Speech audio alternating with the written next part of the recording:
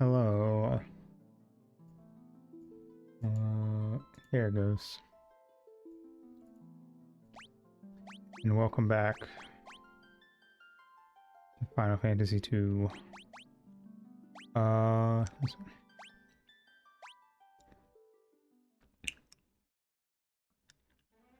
I hope you're all doing well.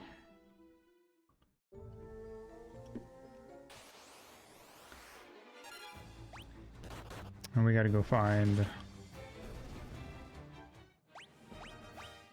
a, there it is, I think. Oh yeah, we got Joseph. I forgot about this guy. Our monk friend. Oh, this is not it? It said something about a blue tile.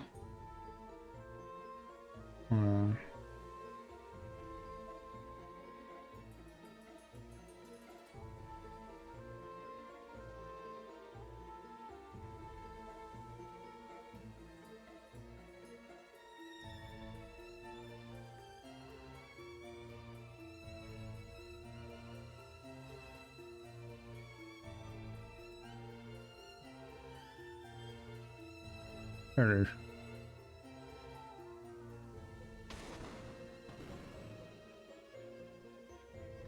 Joseph turns a small rock jutting out of the wall, and a passage appears.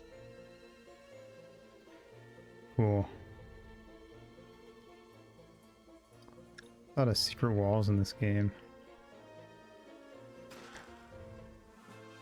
Why? Why is it just in a chest?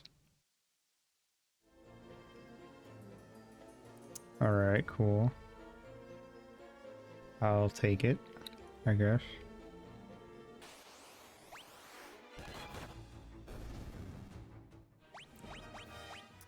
Alright, well it's time to go to the snow plains. Damn, look at all these gobos. Do no damage.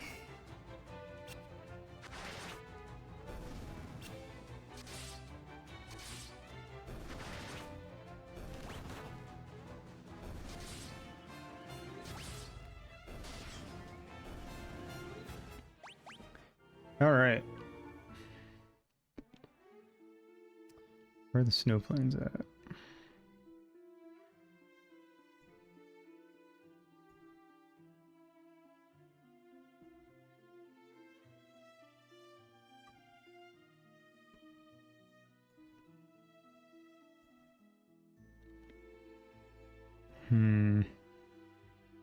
Probably up north.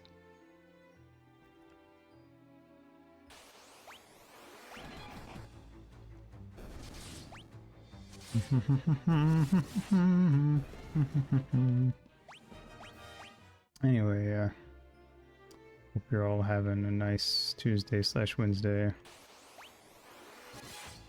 Wait. Wednesday/Thursday.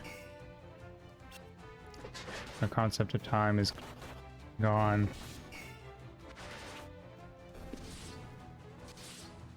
I don't even know what day it is anymore. Here we go. Luis Weber.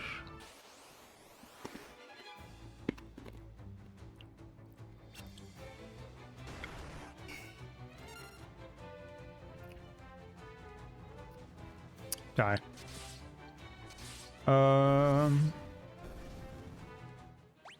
Yeah. I played Slay the Princess yesterday. Man, that was a good game. I only got one of the endings. I don't know how many there are. But I liked the ending I got, so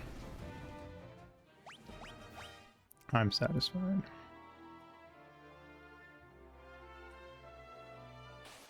If you like visual novels, they get weird and existential.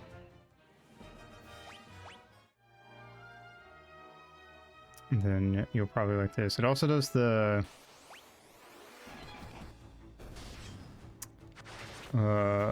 Disco Elysium thing, where you have different, like, narrator type voices that interact with each other. So that was fun.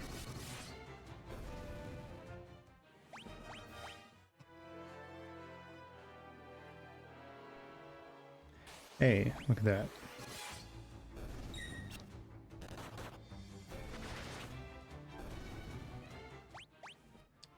Also, before we go in here, first I'm going to save. Secondly, apparently there's like a mini game if I... Oh. Maybe not. Am I doing it wrong?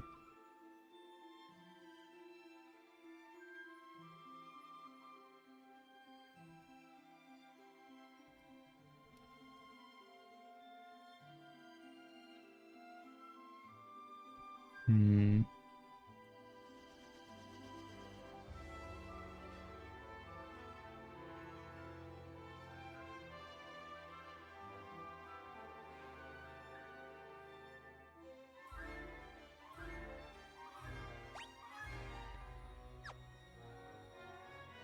One, 2, 3, 4, 5, 6, 7, 8, 9, 10, 11, 12, 13, 14, 15, 16, 17, 18, 19, 20, 21, 22. Okay. Don't know. Did they change it in this version? Whoop. FF2 pixel Remaster Snow Craft game.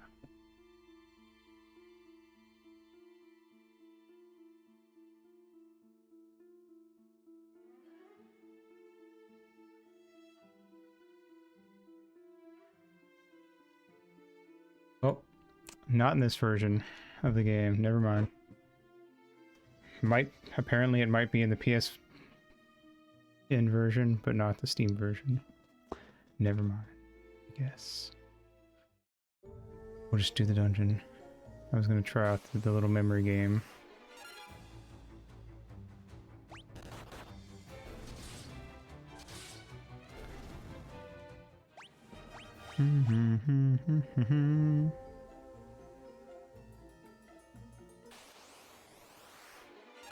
Deadhead.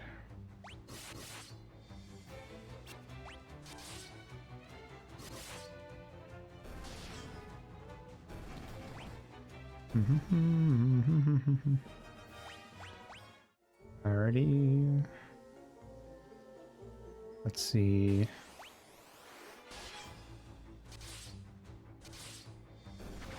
Yeah. Also, I liked the fucking Slay the Princess was fully voiced. Well, not fully voiced, but the parts where it's not voiced are like on purpose, and it makes sense for like story stuff. God damn, the voice acting in it was really good. And there were only 2 voice actors, so the fact that the voice acting was as good as it was is pretty cool. I also really liked the art style, but I knew that before playing the game, obviously. I'd already seen that.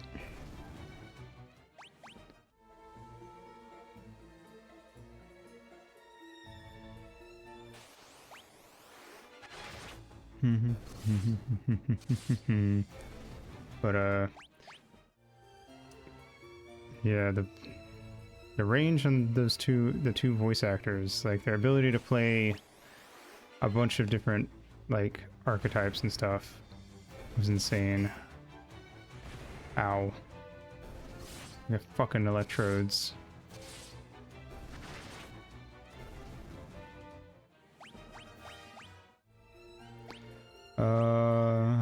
Magic.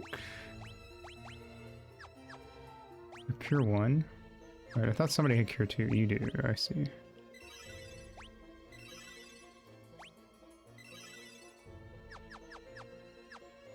Hmm. Hmm.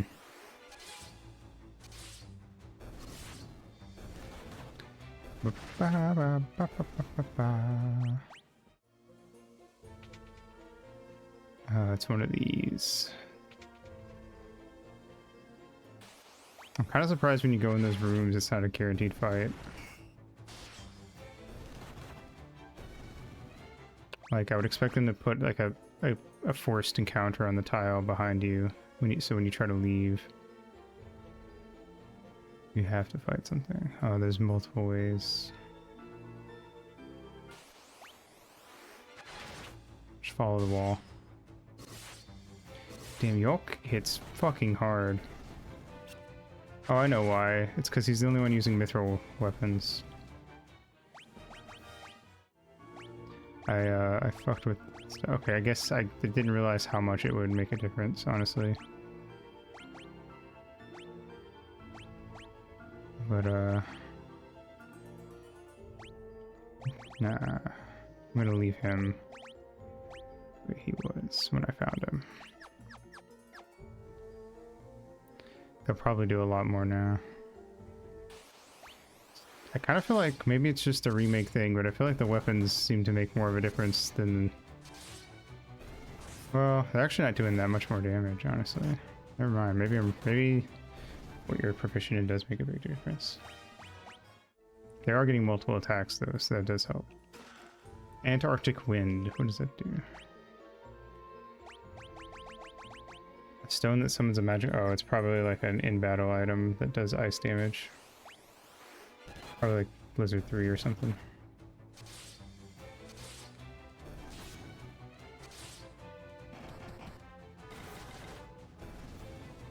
Nice.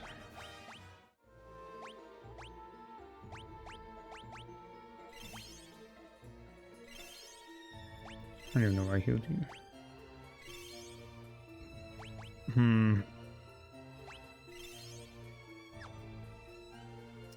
Cool, cool, cool.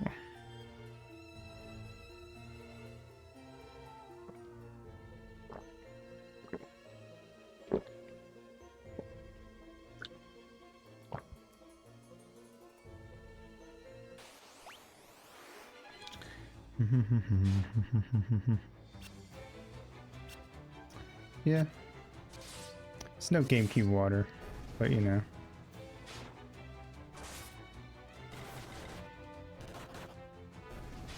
We're in the era of like retro games that are basically like fake PS1 and 64 games. We're gonna get to that GameCube PS2 era, and I'm genuinely hoping somebody cracks the code and figures out how to do like really nice GameCube water.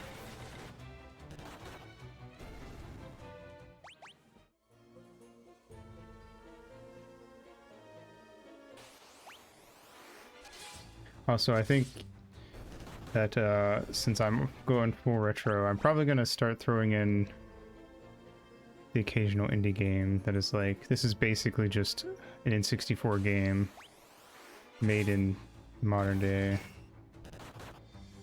because I feel like that would be fun.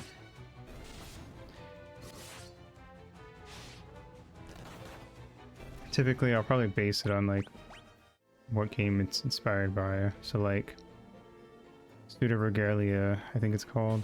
It's like a Castlevania inspired game.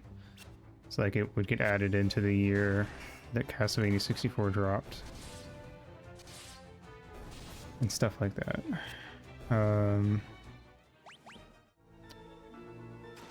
Probably do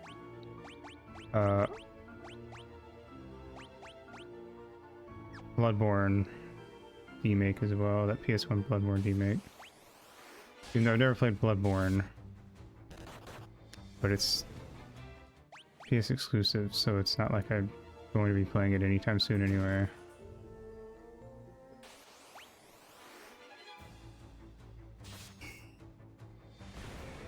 How?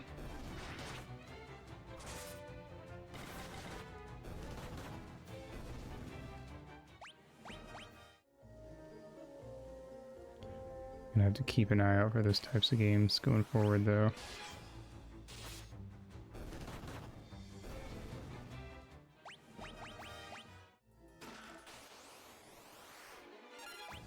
On a similar note, when it comes to playing games and adding to this, I'm typically gonna add... He's dead. Based on the year they initially released. So, like... Actually, on a similar note, I'm considering... Oh, I got 10% of all the chests in the game. Neat. Doing a thing where I might try to find like a... I might play through Pokemon Green.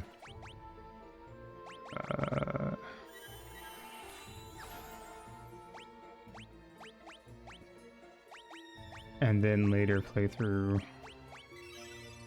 like, you know, Red and Blue. Since Japanese Red and Green and our Red and Blue are, like, different in some ways. I need more Dalmatians left to find. I've never done all the Dalmatians, and I can't imagine it's worth it. Oh, they have Stun Touch.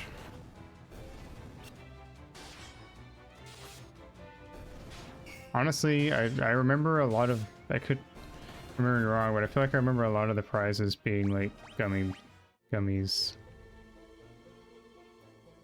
And I never upgrade my gummy ship, I just use the base one. So...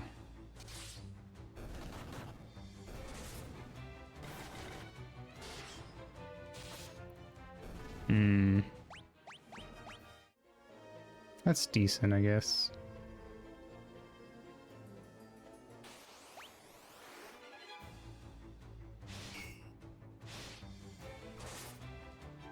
I don't know, I never used arrow a lot either, actually. Not that it's a bad spell, I just don't use it.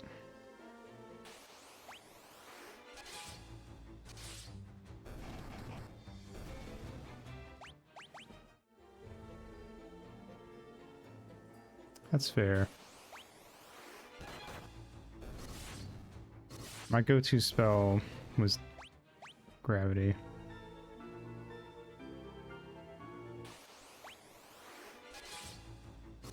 For that percentage damage.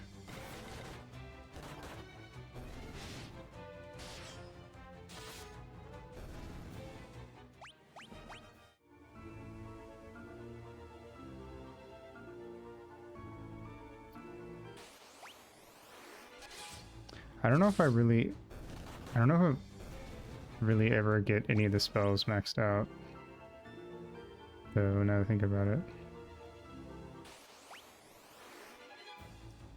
Like if you don't, any spell upgrades that you get that isn't from like beating one of the worlds, I've probably never gotten.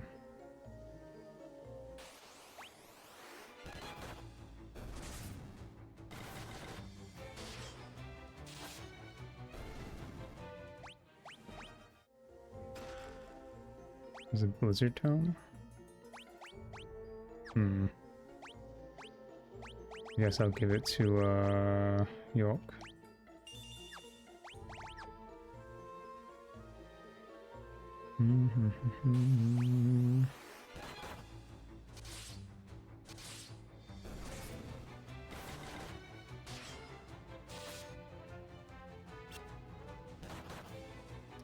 Fantasy of Finaling, the Second Coming. It's going alright. We're in the ice dungeon. There's a surprising lack of ice enemies here, actually. Weirdly enough. I'm not sure what's up with that. But hey. Whatevs.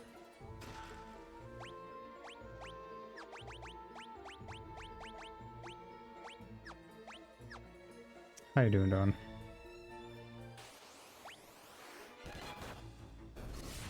Yeah, I mean, we got zombies, a flaming ghost head, skull thing, Sleep's fucked. That's fair. Are you still on vacay or have you gone back to work?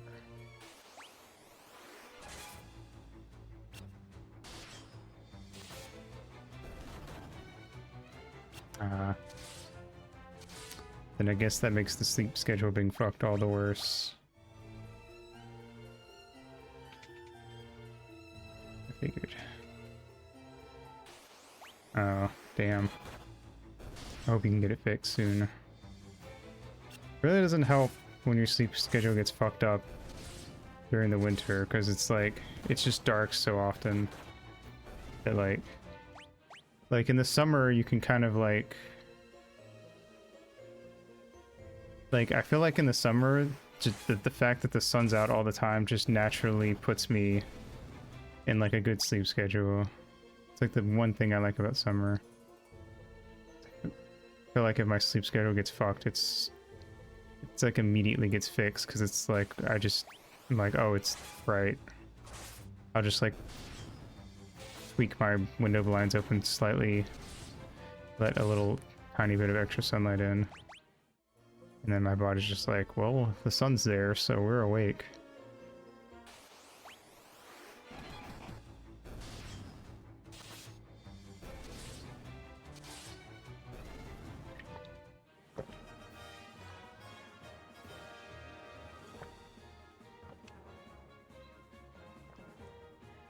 The one good thing, I guess, I feel like I've always been pretty good at like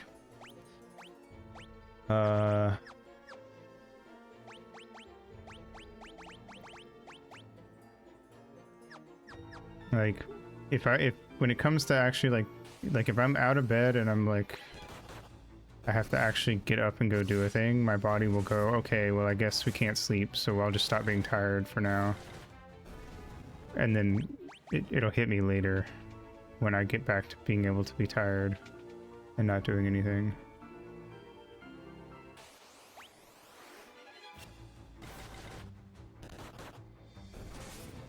But the problem with that is that because my body's good at doing that, there'll be times where like I'll be really tired, I'll fall asleep, I'll wake up after an hour, and my body will just go, well, I guess we're awake now. And it's like, no, please. Go back to sleep.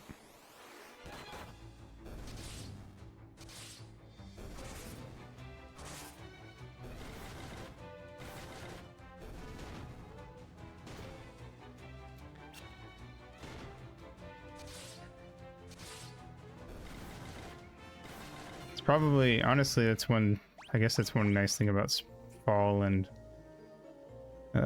spring where I live is like the sunrise sunset ratio is pretty good in like mid-spring and mid-fall. It's like perfect, I feel like. So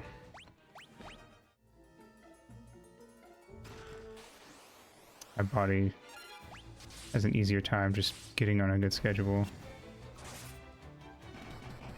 from like mid-spring to mid-fall. It's not really an issue. It's once like late November rolls, mid to late November, whenever the daylight savings ends up until it starts again, it's a whole ass thing where like it'll just, I feel like it just randomly just like get bad for no reason sometimes. Like I'll be on a good sleep schedule and then one day it's just like, nope, not today, bitch. You're falling asleep at 6:30 a.m.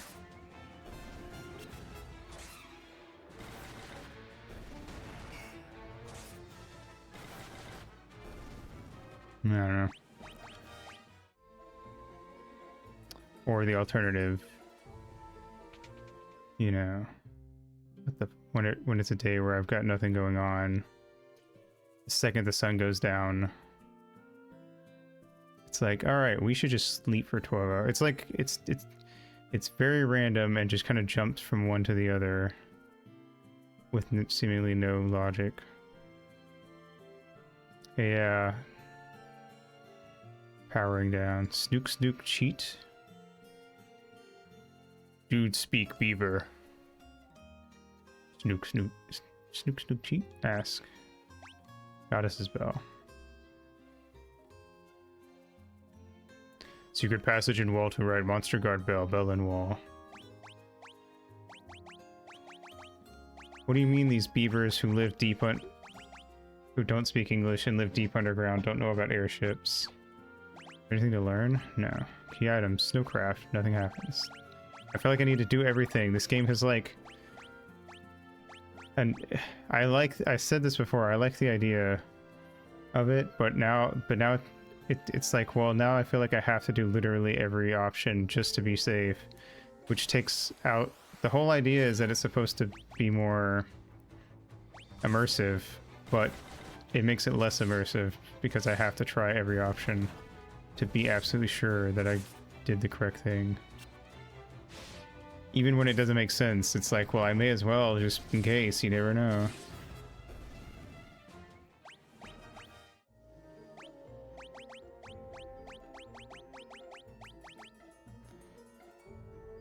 I keep forgetting I want to leave him the monk. I should probably like do something about that. Do you have Asuna?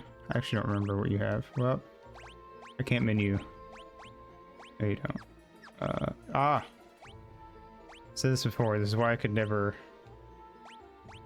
I'm gonna wait till we get...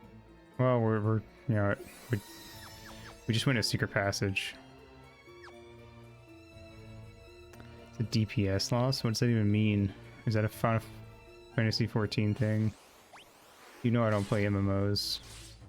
Although, you know, now that I'm doing this whole retro thing where we're moving ahead 1 year at a time and only playing games that are at least 30 years old, because FF11 is still going, I might actually play 11 and 14 if they're still running later. Down, way on down. But only main quest.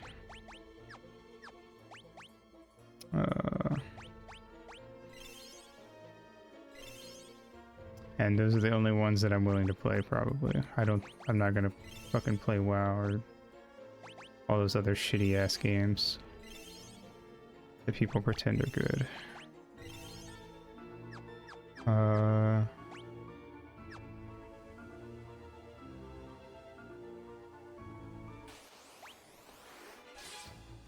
I'm also not gonna play the actual like non-MMO WoW games because they're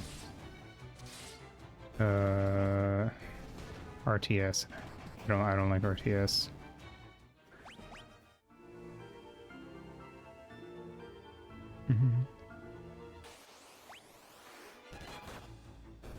Like every time I play an RTS, the first like 2 or 3 levels are really boring, and then suddenly it's like, okay, fuck you, and then I can't even keep up with like the NPC's opening moves all of a sudden, or the AI, whatever you want to call it.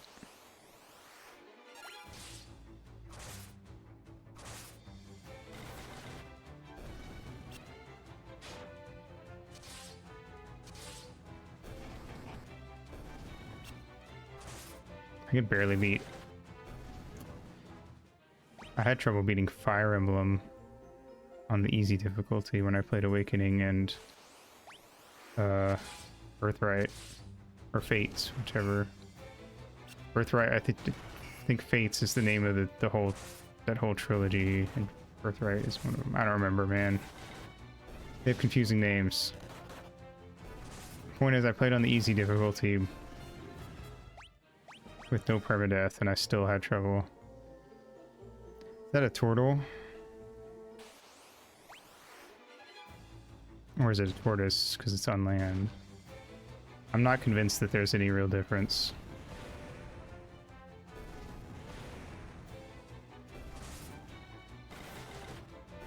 It's like butterflies and moths, like they're all Lepidoptera to me.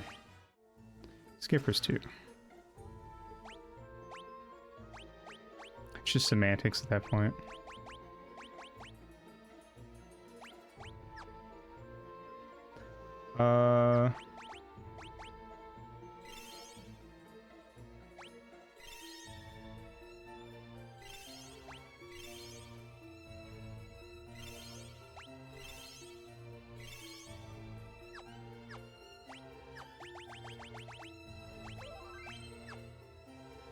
Also, I've heard that the current, speaking of FF11, I've heard that the current, it's an adamantoise, so it is a tortoise. Adamantis, I guess it'd be how you pronounce it, because tortoise, you don't say tortoise. Neat. What is it saying? Oh, apparently, the next or current, I don't know which, FF14 thing is very FF11 focused. Which I thought was kind of neat, but also kind of funny that the MMO is referencing the other MMO now. What are you weak to?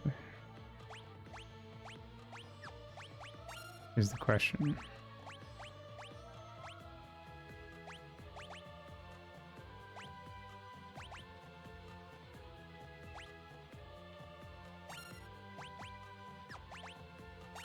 Are you weak to anything, I guess, is the real question. Are you weak to Blizzard? Let's find out. Maybe.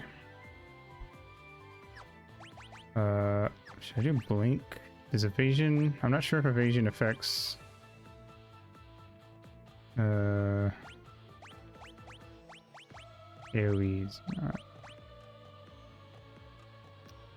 I feel like it's a boss, so I expect it to do like some kind of magic.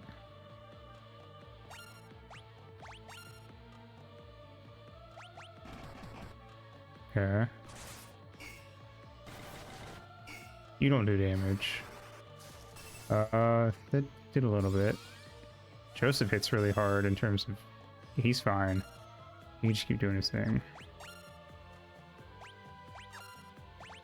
I don't think anyone else is going to do much damage. Well, we have an ancient sword. Maybe let's try it. Fuck it. If it hits hard, then cool.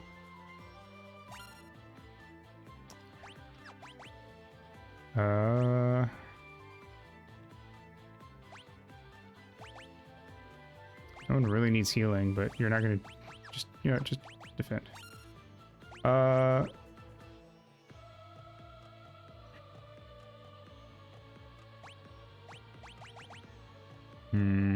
Yeah. Nope. Okay. Okay, that did damage, but I think it was a crit. Ow. That didn't hit that hard.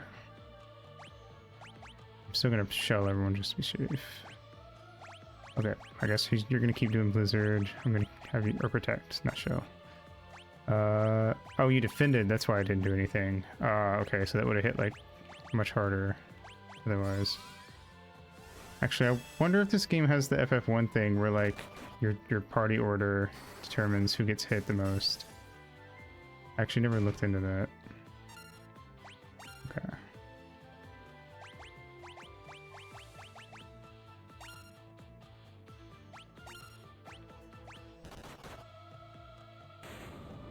Oh, that was easy. Didn't even need to do all the shells. I could have just had her casting then. Thought that was gonna be a lot harder. Oh well, I guess we got our shell experience up, so that's something. Next expect pulling from a race from 11. I see. Neat. We got the goddess bell. I don't actually remember. I'm gonna be honest, I'm having a fairly fun time playing this game, but my investment in this story is not any higher than it was with FF1, even though there's more of it.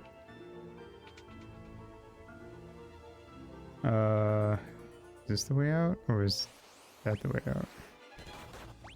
Oops, I didn't mean to. Well, you're dead anyway.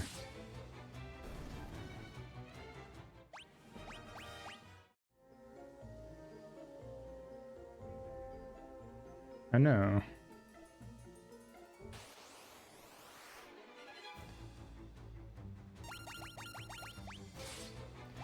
I feel like that's like I feel like it's negative points for the game, and even though like I'm still having a fun time, because it's like if I'm not any more invested than I was with the first game story, which was barren as fuck, yet there's like way more of it, and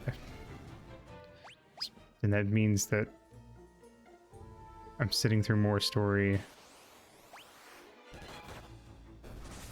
or equal amount of a care. I don't know. I feel I feel like this is gonna make the story feel kind of tedious by the end. Anyway, hello Morgan, whatever your name is.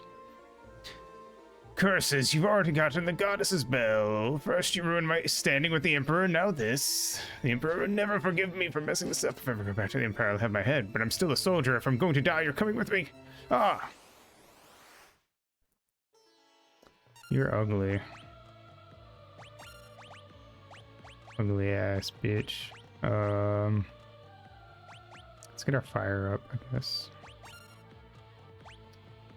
I almost kind of wish that I had made Dude the white mage, because I feel like in a lot of boss fights I feel like there's a lot of bosses where like you need to like get pretty reliant on magic and they're pretty physically resistant, but all he has is physical and cure. Technically he is the best cure on the team right now. I don't imagine this guy's gonna be that hard though. No. Oh, he was easier than I thought. I thought he would at least get an attack or two off. God damn. Fucking York didn't even get to attack, and York is gonna be the second heaviest hitter on the team. Ha! Oh my god. There was something about them like going off the like walkable part of the map and just kind of like walking around him that I love. Booby trap this cave. Just a little parting gift from me to you. I kind of don't feel like doing voices for this game, I'm not gonna lie, because I kind of just don't care. I feel like in the past I would typically do voices for story games even if I didn't care about the story, and I feel like it would just kind of make me like the story even less because I was having to like put effort in to cutscenes that I didn't care about. So I feel like a good rule of thumb going forward, thanks, forward is probably to like not try unless the gate story is good. We not leave you.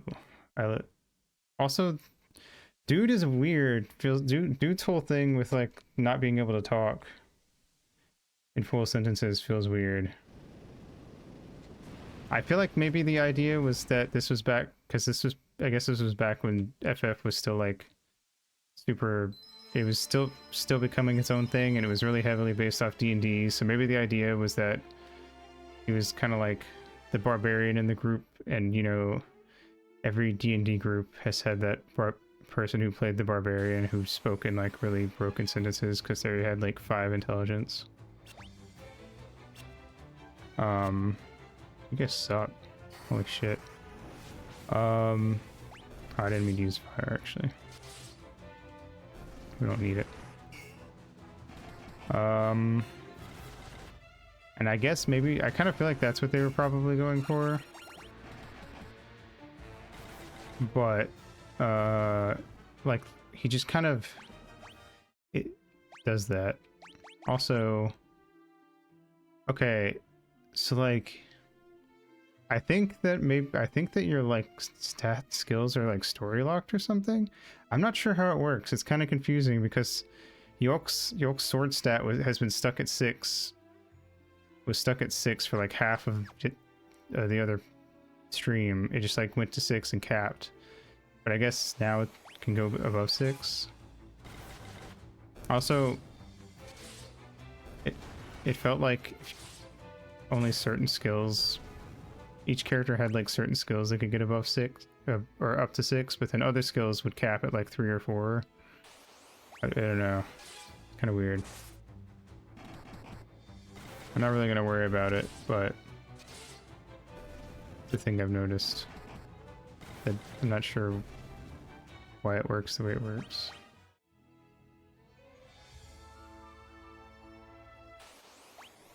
I mean, I could kind of see why they might want a story cap your skills, but it also feels weird because it's not like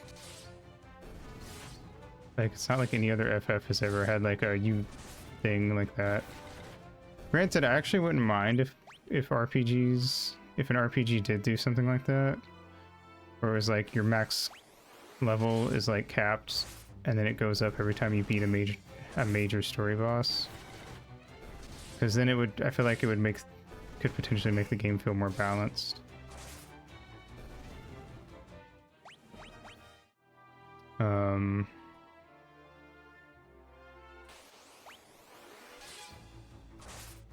of like how, even though I think the bump system in East 1 and 2 sucks. Well, I don't know, actually, I wouldn't even say that the bump system sucks inherently, but the way they went about doing it sucks. And, the first and final bosses were both shitty. Especially the final boss.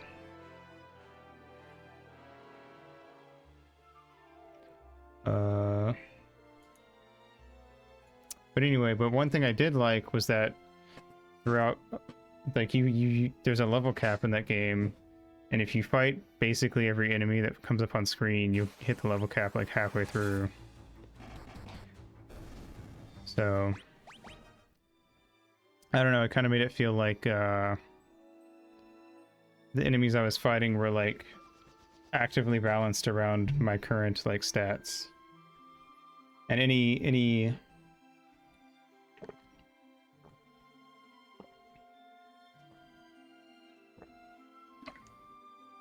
further boost to stats I got from there on were based around like equipment, and some of the equipment was like the rings and stuff were like, one of them boosts HP. You can only have like one on at a time, I think, if I remember right. And there's like, this one boosts HP, but this one boosts attack, but this one boosts defense. So like, it felt like the game was like balanced around like, after a certain point, it was balanced around like top level stats because the game knew that you were going to hit max level before the end. And then any other stat changes you had beyond that were based on your own choices. And then there was some like there were like bonus extra special, this makes you fucking strong, like OP as hell, side quest items that I didn't get. But other than that, you know, aside from the final boss, the game felt like the game was balanced around like you as if you were at max level but didn't get the extra special equipment, which made the game feel pretty fair overall for most of the playthrough. And then you get to the final boss, and the final boss feels like it's balanced around the idea that you got literally every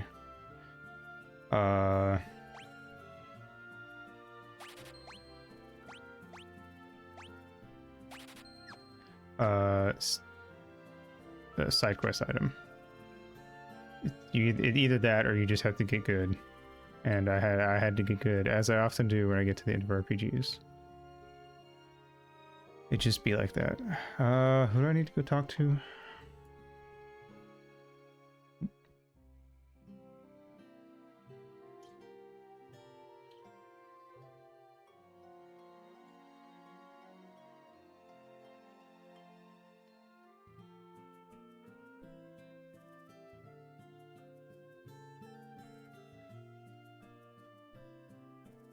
Just need to tell people that Joseph's dead, apparently, according to the walkthrough. That's kind of fucked up. Oh, I already know.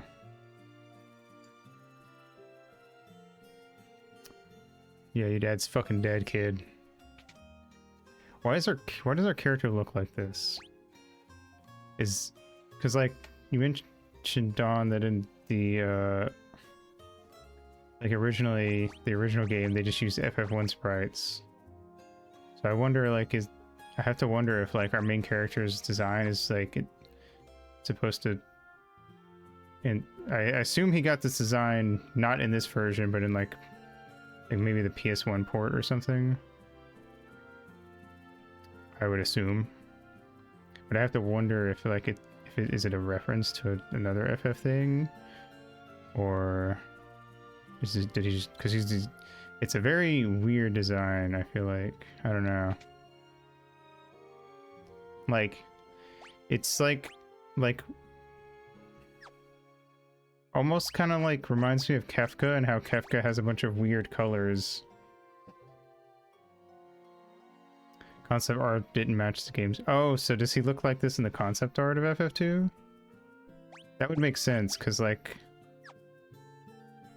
what's, oh, I forget their name. I feel bad. The artist, the Final Fantasy artist, has very like strange, like flamboyant. Oh wait, really? Oh, I've never seen the concept art for FF1 actually. Should look that up.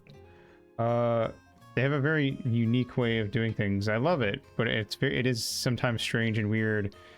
But I feel like there are certain characters where you see them in the concept art and you're like, God, that's so cool. And then you see the way that it's interpreted in game and you're like, oh, that is certainly an interpretation of that design. Hold on, I want to look at this.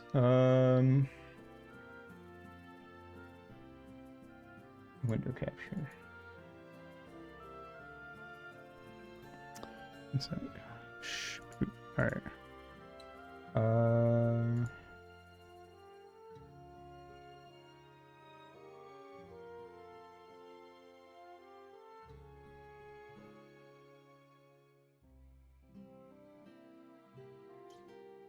Why is it captured like that? What the fuck? Oh, I think it was... Hold on. I think it was like cropped because this was what I was using to capture FL Studio. Yeah.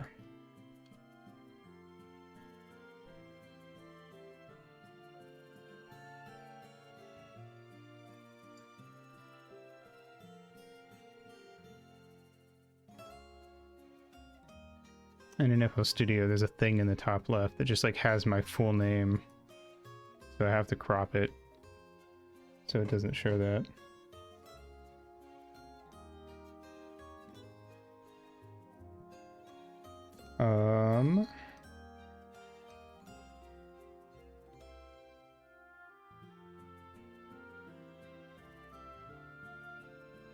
What was I doing? Oh, right, I zoned out, sorry.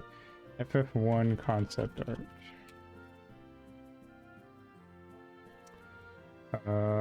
We'll go to the wiki.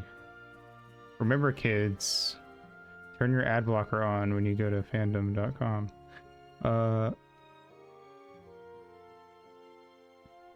Huh.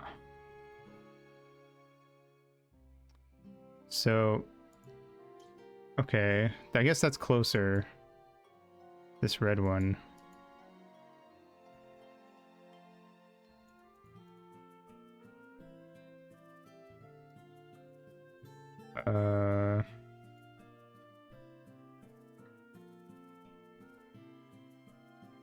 Courier. Yeah.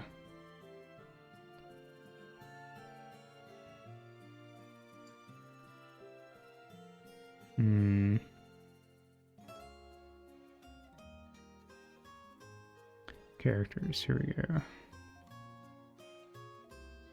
No, I don't want the...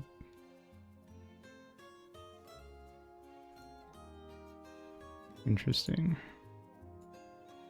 Chaos, it's pretty sick. Astos. Okay, that one was... I feel like they... In the Pixel Remaster, at least. I don't remember what the original Astos looks like, actually. Kraken, cool.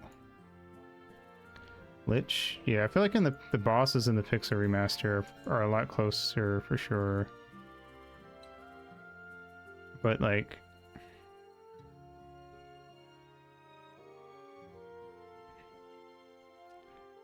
I like the main characters look nothing. Okay. Got him. See, yeah, okay, yeah, I can see like this. I can kind of see, like, I feel like even in this version though, like they didn't quite get it. Like it feels like they toned down the design of it in the sprite. Like, I feel like if they had gone full in on his design here, like what it is here, it would be so crazy that I'd be like, you know what, fuck it. It's so weird that I dig it.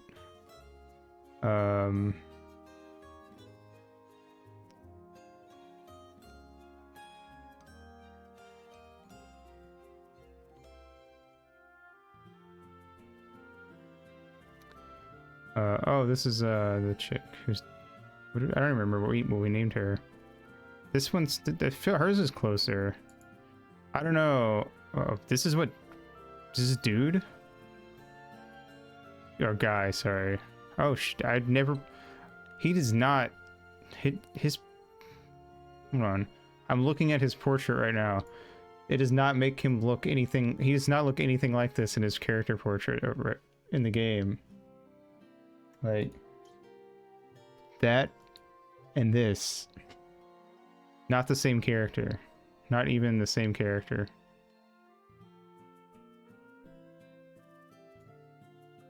Oh, we haven't even met this guy yet, I don't think. He's kind of like the main dude. Obviously, I've seen him. He's on the fucking cover thingy. But who is this? Whatever, I don't care. Anyway, my point is... That's Borgin, okay. Interesting. They tried. He looks a lot wackier in here. That's kind of the thing I'm getting from this. Is like... The sprites don't capture how, like... They don't capture, like, the style and the like, full-on creativeness of concept art.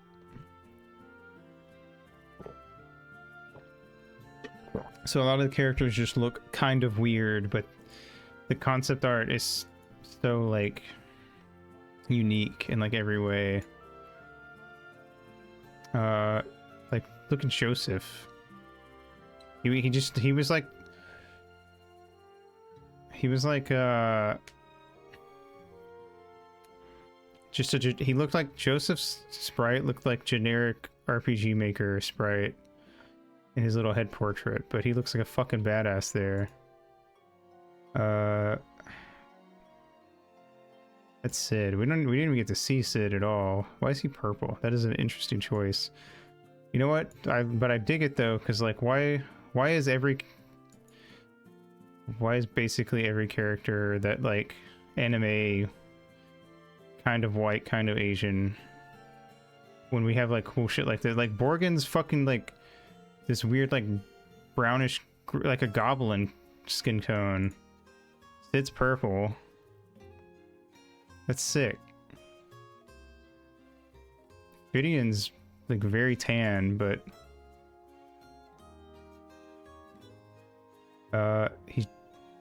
they kinda sorta made him a darker skin tone in his little head portrait, but only kinda sorta. But like he's full on like he's definitely not white in this. He is not Caucasian. Like she is, but that's fine. Guy actually has darker, well, but his is more like he looks like he has really dark looking skin because he looks like he's fucking covered in dirt. But they don't portray that in his thing. Guy's the one I'm most mad about. He's just a dude with a big nose. Like, what the fuck? I don't know. I'm kind of mad now that I'm looking at these. Like, these are so cool. Okay, and now we have these. Okay, they did a slightly better job with some of the characters. But I feel like the chibiness of them kind of also makes them look more generic. So it kind of... Sid's not purple. Why didn't you make Sid purple? Fuck you. Sid should be purple. Okay. Don't care about that. That's not original art. Okay, this is actually... God, this art is so cool.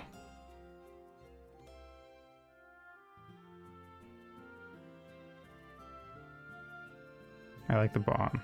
It's cute. I'm trying to see. What's some enemies we fought up to this point? I don't think we fought any dragons. We did just fight the dual heads. They did a decent enough job, I guess, in this version.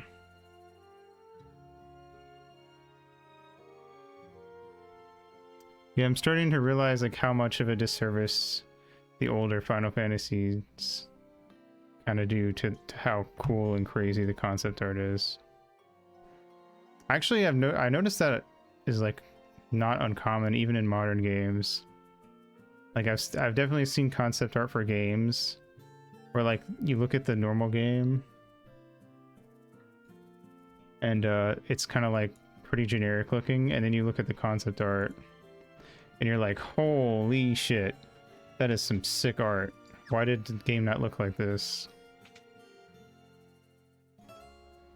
I feel like that happens too with canceled games though, is like people will see the super sick concept art and they'll be like, this is what the game would have looked like, and it's like, no, the game would have looked way less cool probably. It's kind of like how people hear that there was a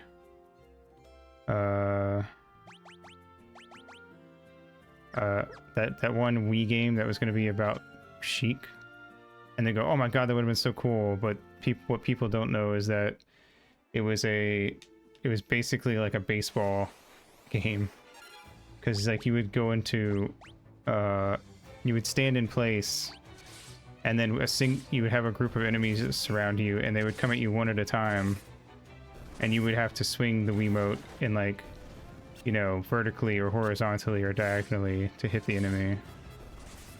And that was going to be the whole game. I was just doing that over and over again.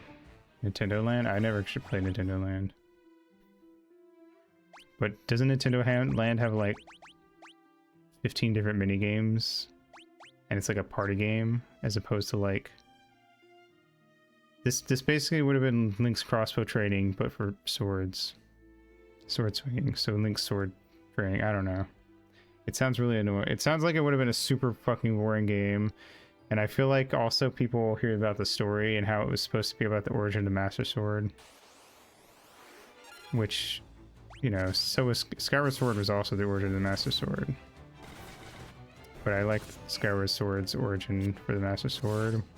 The origin for the Master Sword in the Sheik game was going to be that the last Sheikah died and became the Master Sword, which I find less interesting than Fi. I like how weird... I like that she's a weird ghost fairy robot lady living in this mysterious sword granted by the goddess. That's way cooler to me. I don't know. Anyway. Where the fuck do I go now?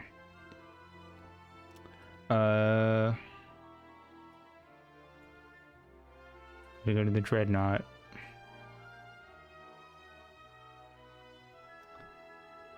Kashuan Keep. Is that place down to the right?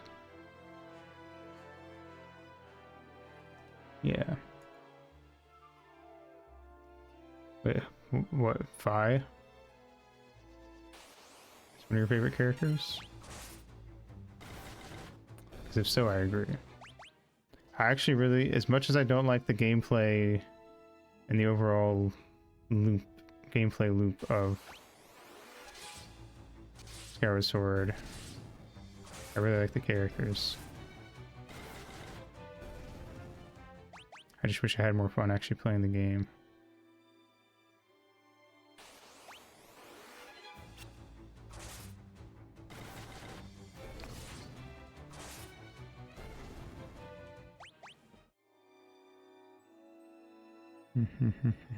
Was this the Kashuan Keep? I don't remember.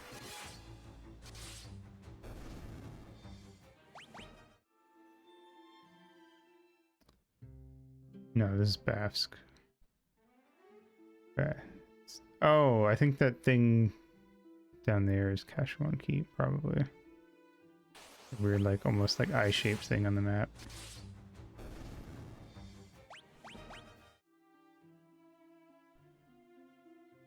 I definitely don't feel like they made the combat any more interesting than it was in the first game. If anything, I'd argue it's a little less interesting, because having characters who are like stuck in a specific class would made things, I don't know, more interesting, I guess. Now everyone is kind of a generic guy. Like, I don't know. I think that's one of the neat things about like stuff like D&D and Pathfinder is that you kind of like there is variation, and there's a lot of there's definitely stuff you can do to spice up the character and make them yours, but like you are kind of like to at least some degree shoehorned in.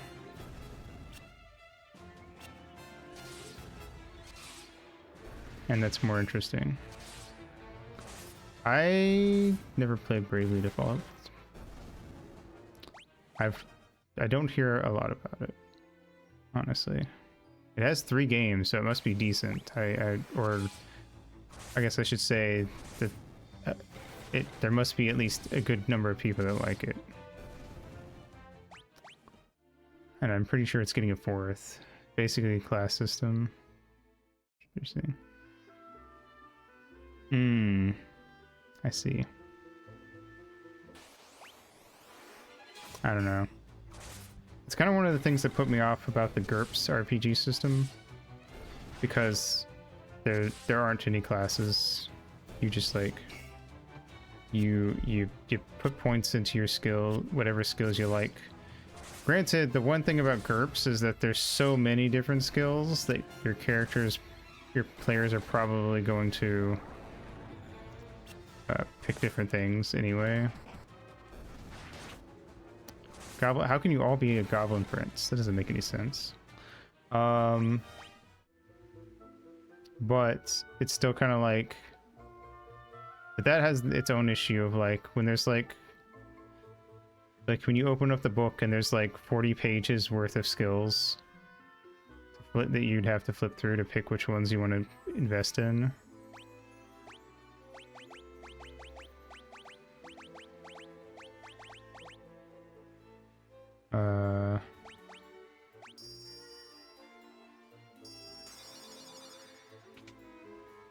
That's kind of annoying in its own way, because it's like here players. The one thing I would say is like if I did run GURPS, there's a lot of things I would probably go through and be like, this is not like, I would, instead of allowing literally anything, I probably would be like, here are the parts, because I think the weird thing about GURPS is it's made to be super generic. It literally is like, I think it stands for Generic Universal Art Role-Playing System. So it's meant to be super generic, and you're supposed to tweak it to be whatever you want it to be. But I feel like that's kind of annoying, right? Like, I like with other systems that are made for a specific thing, you go in and you play it, and then you can be like, okay, well, here's what I don't like and what I do like.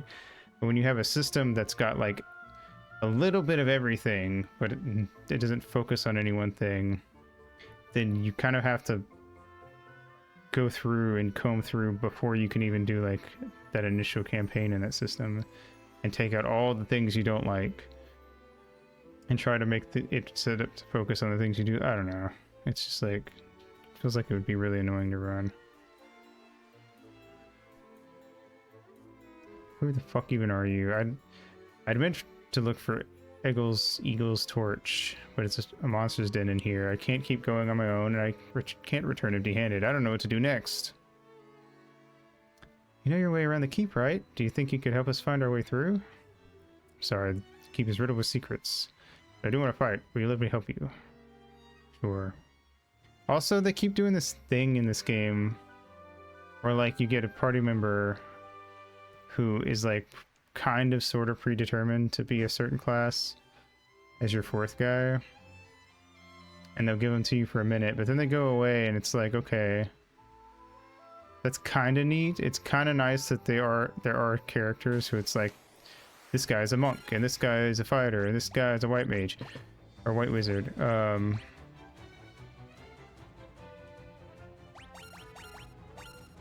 You know, I kind of assumed you were a fighter.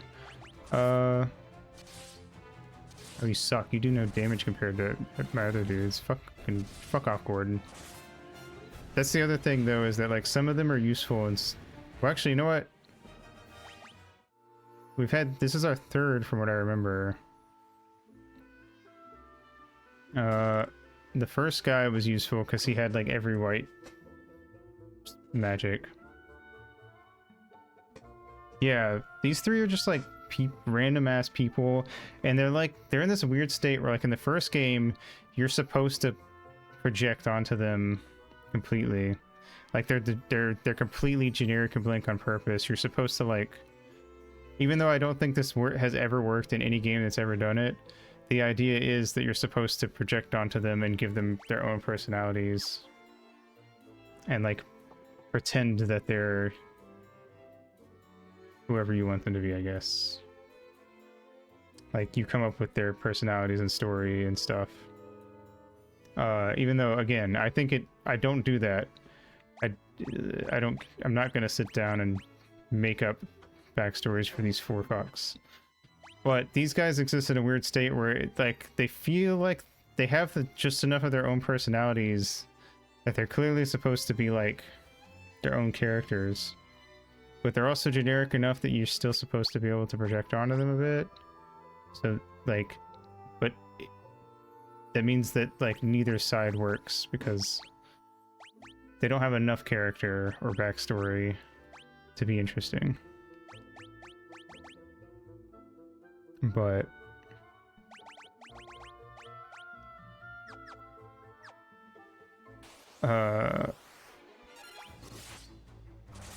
they're not generic enough that I feel like if I was the type to like if I was the type that was like I'm playing Final Fantasy 1 and I have like I could totally see someone who really likes doing that kind of thing being the type where it's like they'll play like an hour or two of Final Fantasy 1 a day and they'll have like a little journal and they'll like write a journal and it's like where they like give the characters personalities and like they add details to the story and stuff like that. I don't know, I could see somebody doing that, but I feel like you can't do that as much in this game, or at least it kind of discourages it to a degree by giving them their own personalities. But the personalities they have aren't very interesting either. So like, they're just kind of there. And not that cool. And then the random fourth, like you said, they show up and they like are meant to tie into the story at that point. But like, they only tie in just enough to explain why they're in the party. But they're not like crazy interesting either.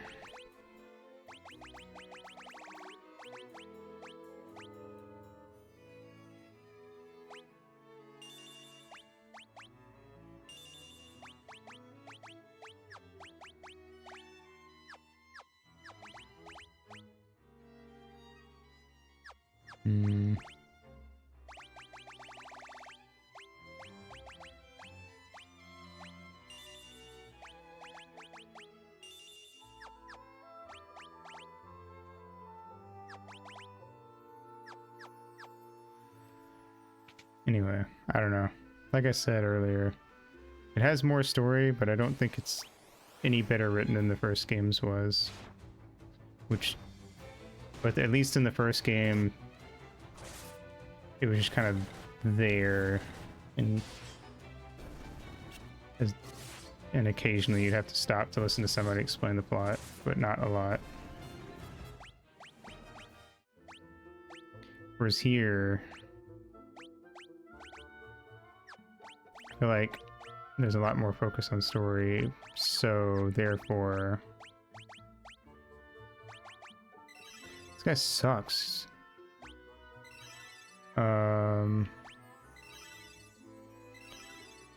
It's like, I don't know, makes the story more of a slog to sit through than it previously was. I'm not sure what game they got good at storytelling, but I have to assume it wasn't, they didn't just magically get really good at it in 6. But it wasn't this game, I feel like.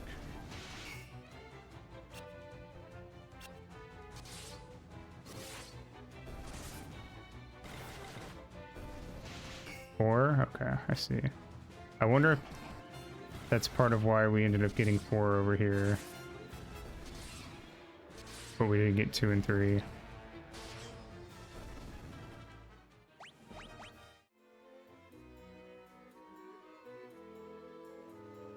Kinda got better, yeah. I'm sure 3 is like a better story than this one.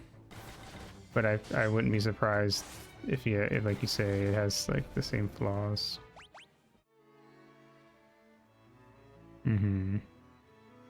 I wonder if... I do wonder if maybe part of it with 2 and 3 was that maybe they wanted to put something into the story, but they didn't feel like dedicating a lot because they were worried. Maybe they were worried that if the story wasn't generic enough, that would be a bad thing. I don't know.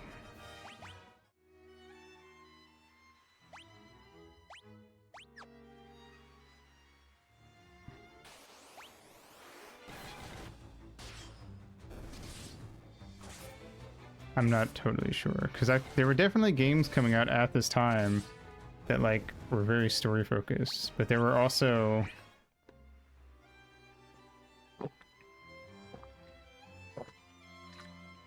a lot of games that were coming out that was there were like, you are a group of there were still tons of games coming out that were like, you are a group of adventurers, go into dungeon. So it's hard to say. Here's a first class system game. Interesting. That'll be interesting to see, but I feel like that also means that it's going to be like one of the worst feeling versions of the class system because it was the first. I also imagine it probably has like a much more limited pool than later games did.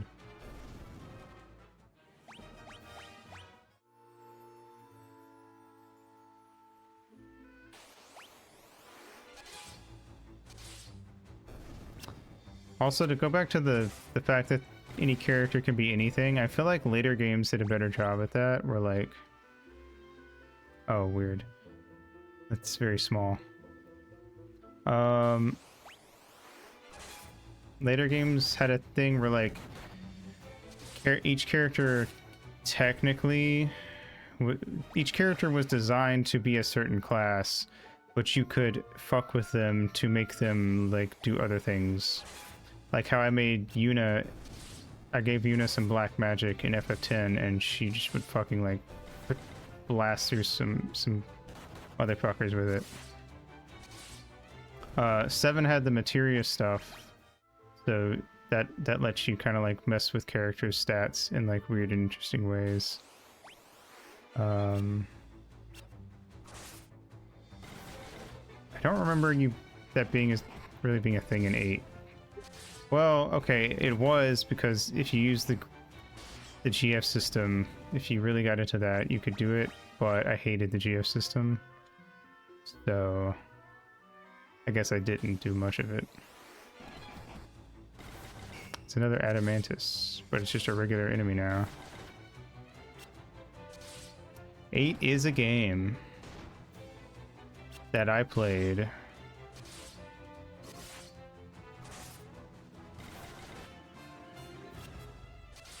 That's true. I guess if you really dig into it, it is very similar to this game.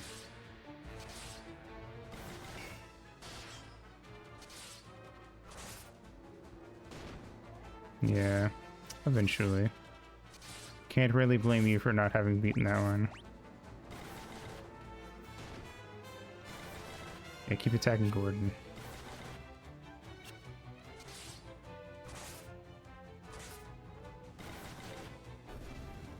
Hey.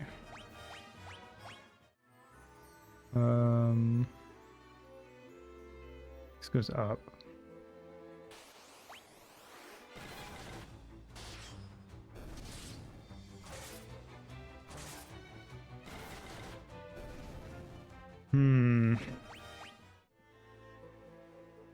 Dungeon, dungeon, dungeon.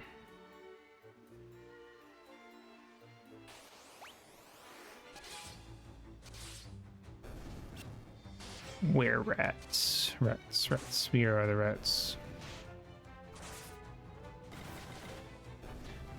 I was gonna say something about her. Anyway, I don't know.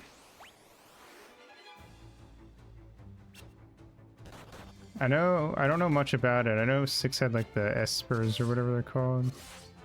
You can equip, and I imagine that lets you like sort of tweak the characters a bit, or more to how you want to play them. But considering how popular 6 is, I have to imagine it's done much better than in this game and 8. Yeah. I'm gonna assume then that 6 was like the correct way to do that system, whereas other games did it wrong.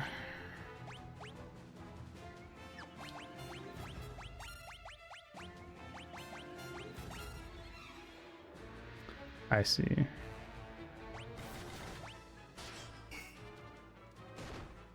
I should have dude use Blizzard.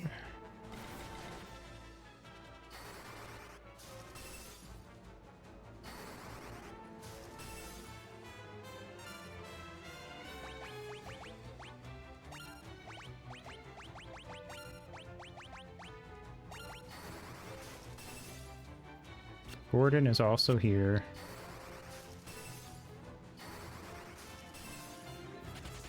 Oh, it ran. Oh shit. Contain a Mithrax. Werebuster, Mithril Sword.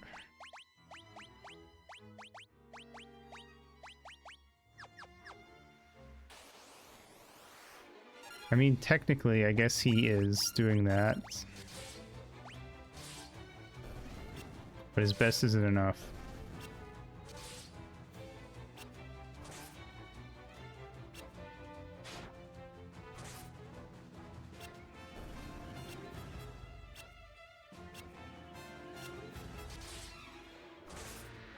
Exactly.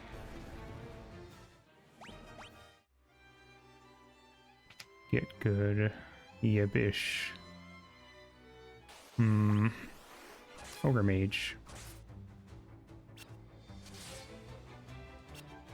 Why are the not blind people missing?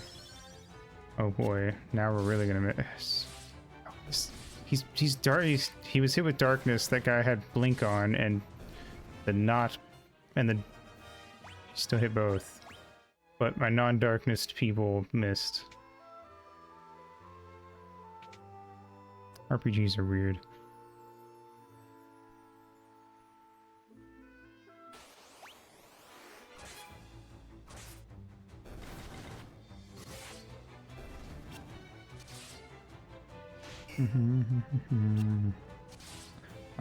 They have that really bad poison that sticks with you after combat.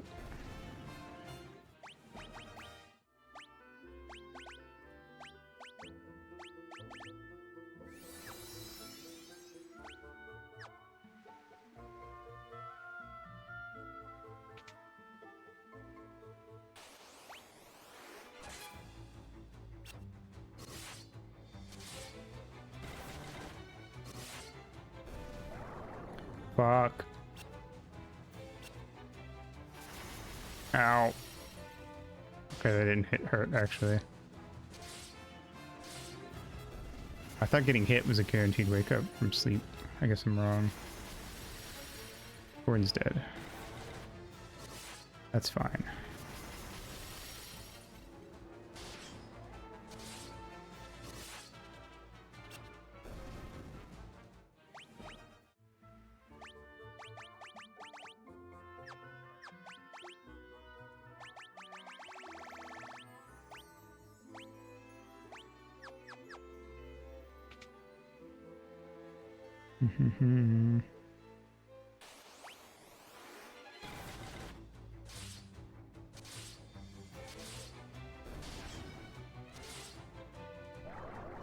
Fuck.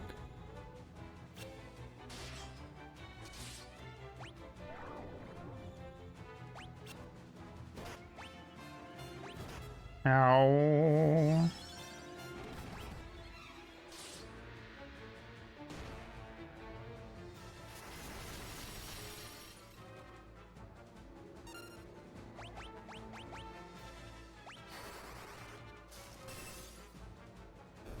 Nice.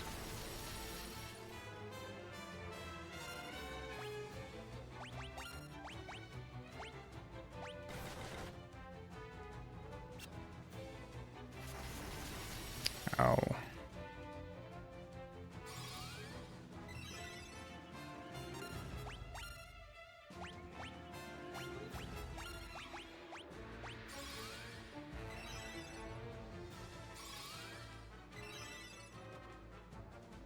Cure is not very strong.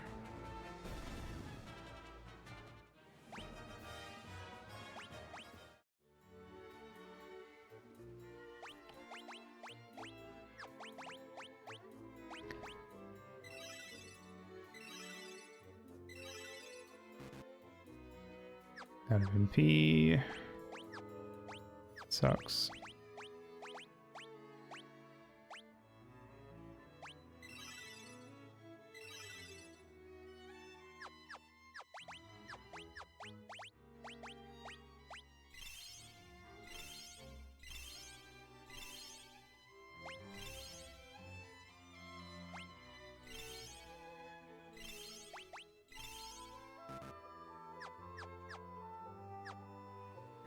Alright, I'm gonna take a pee break.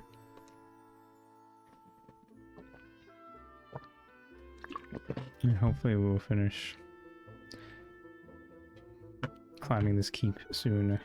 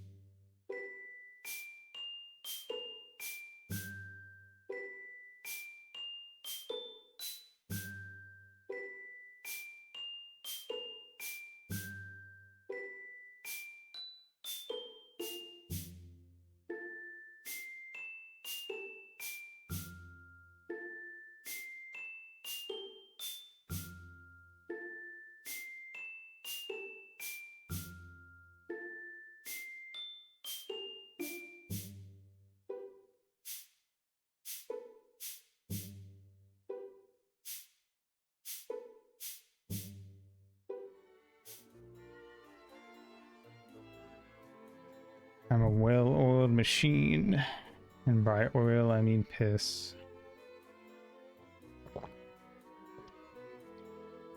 Also, hello, and thank you for the raid, Nemo. I hope the rest of your little nightmare was fun enough. I don't know how far in you were, I've never played the game, but... Fine. I am finaling my fantasy. And Gordon's dead, good riddance. Also, hello Raiders, I'm To. I play retro games, a lot of which are RPGs. Like this one.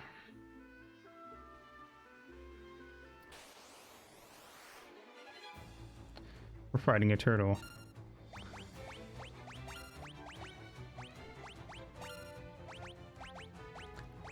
Ow.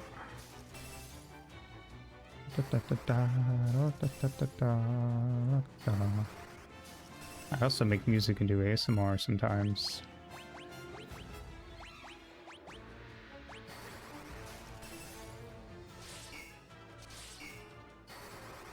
Forgot you were out of magic.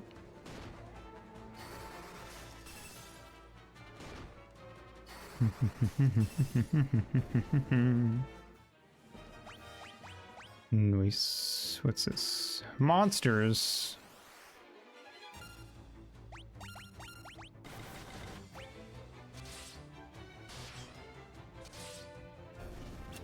Oh boy, I can't wait for them all to self-destruct.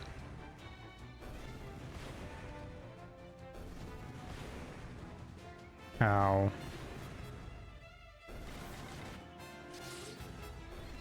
I actually have no idea what color Shiny Ghastly is. Now that you say that. I don't think I have any Phoenix Downs. Rip.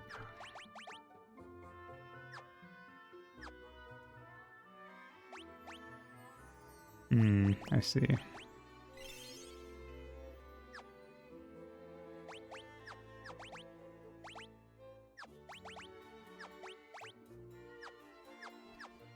Well. But maybe I should leave and come back.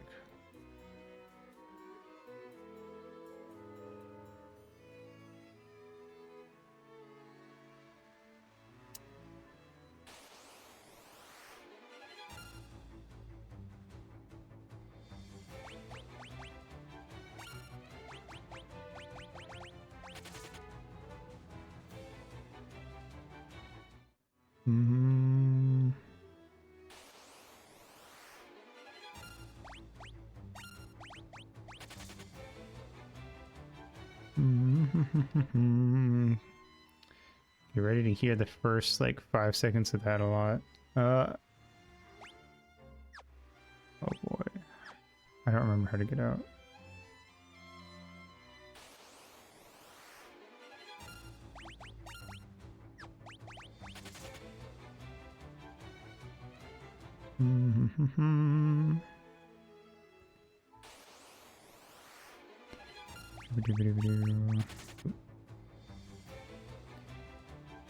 You know who has a good shiny form?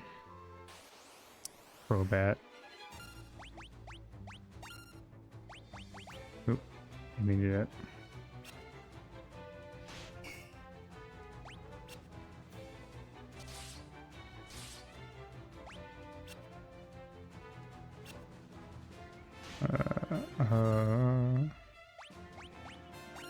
I just realized I think I can just set them to auto battle and leave. I don't have to select it every time. Yep, cool. Thank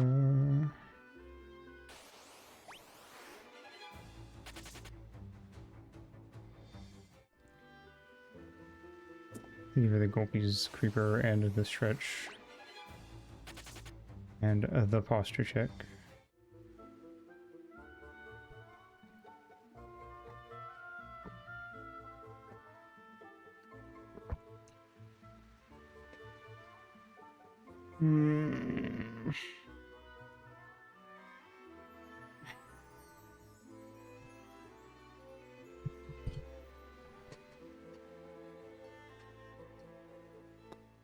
Okay, let's keep running.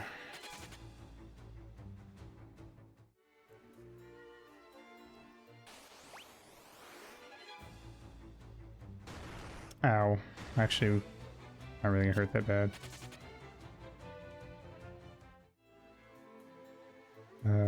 Second floor. We're getting there.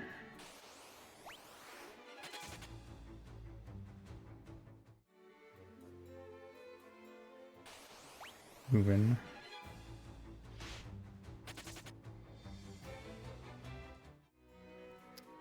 This is what you get for not stocking up. before going into a dungeon.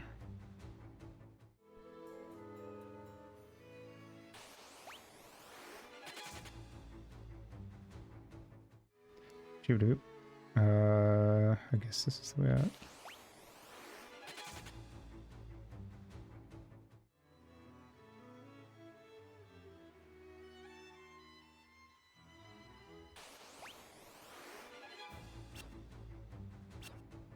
Oh no, we're going to sit through like all these guys attacking. A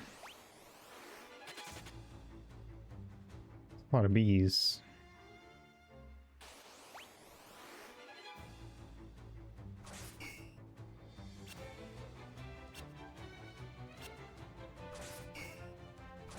There we go. Going the right way.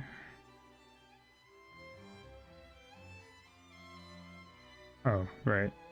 Wait, can I not leave? Is this the way out? Or do I have to like go upstairs and then back downstairs? Gotta be a way out. Yeah, this is it.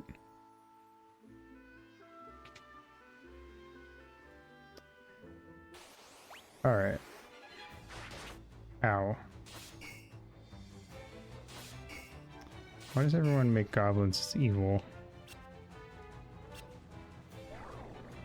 They're adorable little fuckers. Who doesn't want a goblin in the party?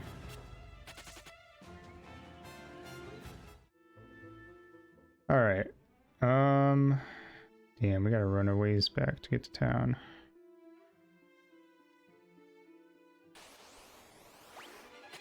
Nope.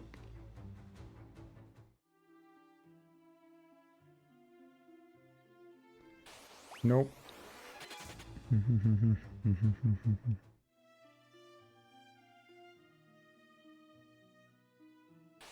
Nope.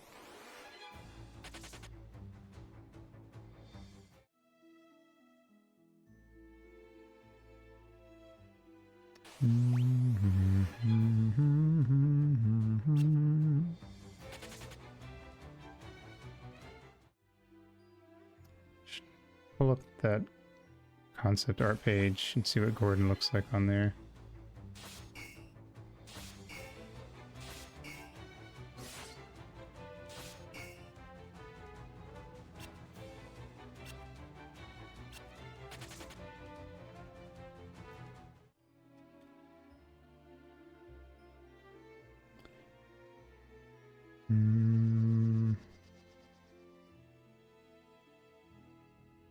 Wait, why do you keep stopping?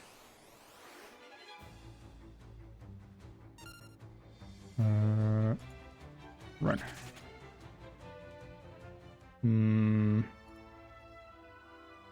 Yeah, I guess Gordon looks pretty much the same in the concept art. More generic looking in the sprite version, but I suppose it's close enough. Where is the thingy?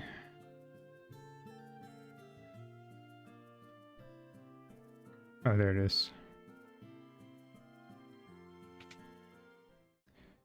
Resurrect my people.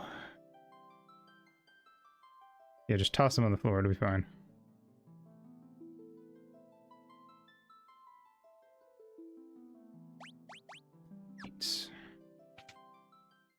Alright, let's go to the inn.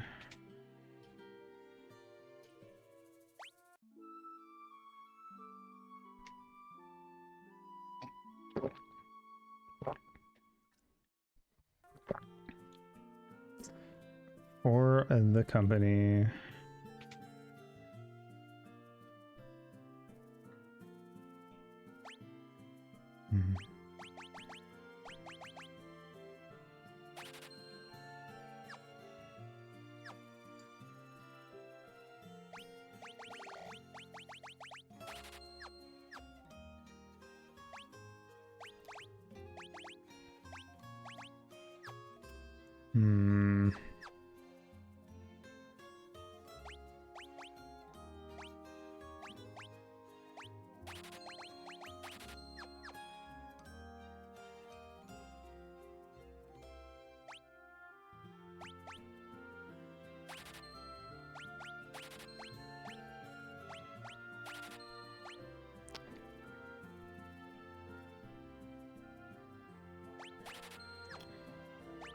This fully oh, just yeah. Okay.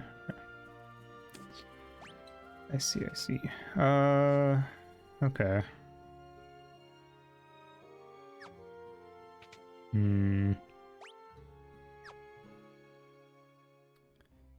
What magic do they have here? Fear, Basuna, Esuna. Silence.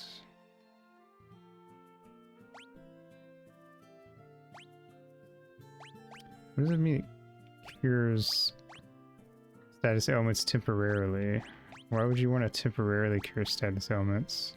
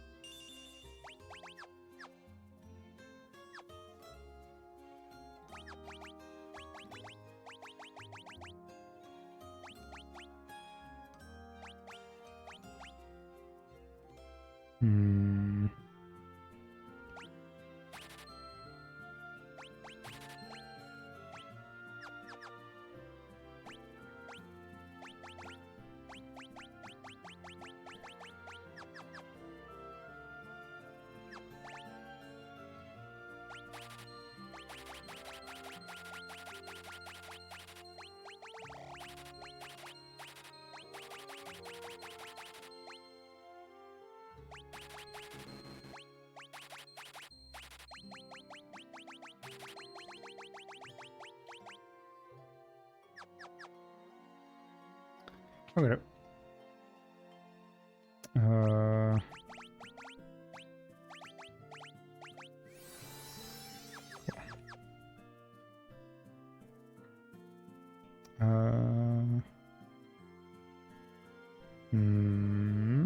I guess that's it.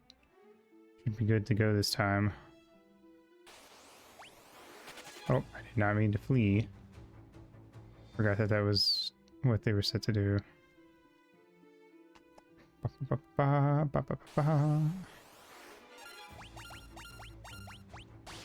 Guess Gordon can get a little bit of experience on the way. I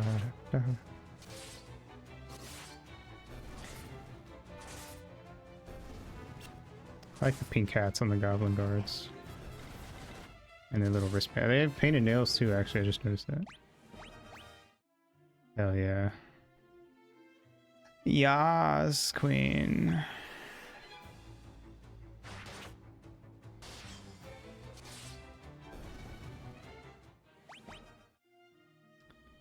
Alright, back to the keep.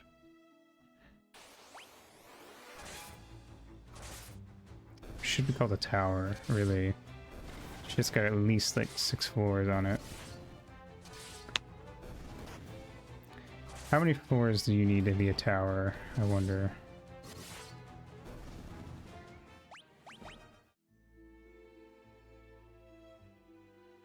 It's kind of like asking how many people you need to be an orgy.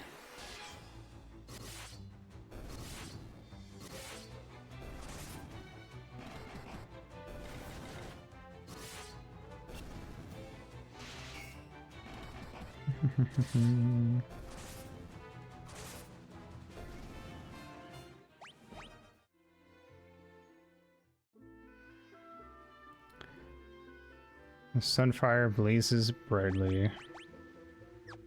Let's ask it questions. You never know. Alright, cool. Really what we're gonna have to do is come back and get it later. Once we have the cup or whatever.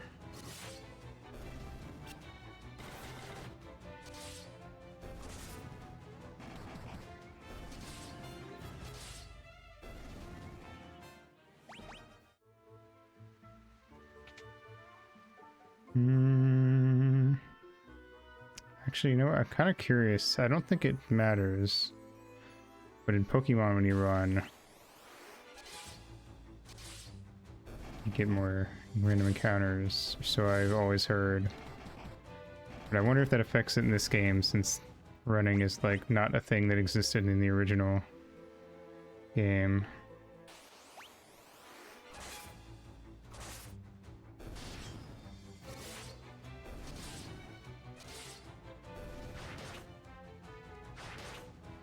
Bow 3.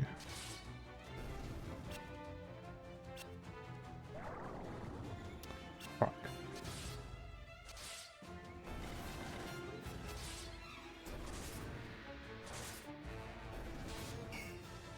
Nice. You can still wake up from an attack, even if you take 0 damage. Good to know.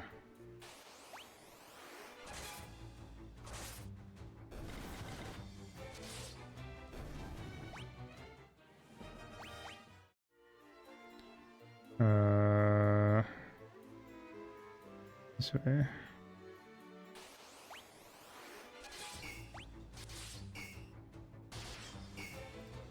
Forgot not to attack.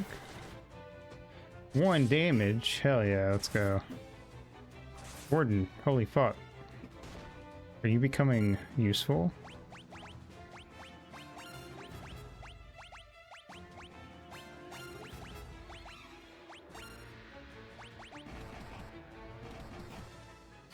He gets in a lot of hits, I'm noticing. I think that he might play similarly to the FF1 Thief, where his main benefit is that he hits a lot.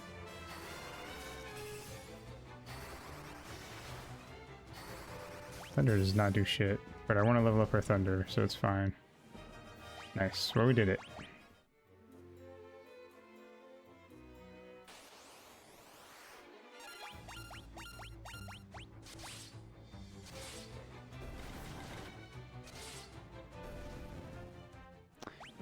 I feel like I would expect a tortoise to be weak to thunder, but I don't know.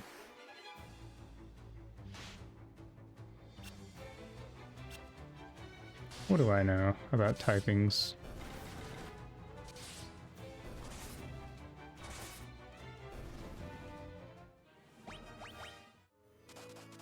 Alright.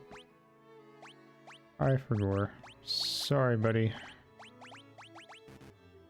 Oh, I can't Asuna it? Oh, I bet it's because I have too low of an Asuna thingy. Let's be higher level to work on that. Recall is a neutral. Yeah. Oh.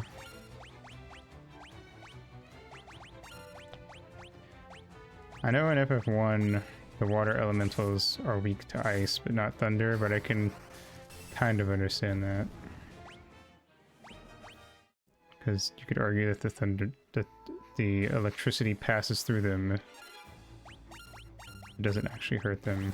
Whereas the sharks being weak to thunder, it's because, you know, they're actually made of like fleshy bits and stuff, and water type.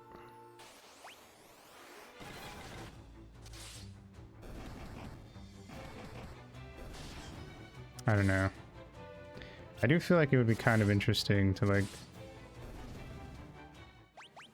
to listen to like someone who worked on this game go through and be like, all right, well, this is weak to this because this was our logic behind this, and our logic behind this one was because this, and blah blah blah.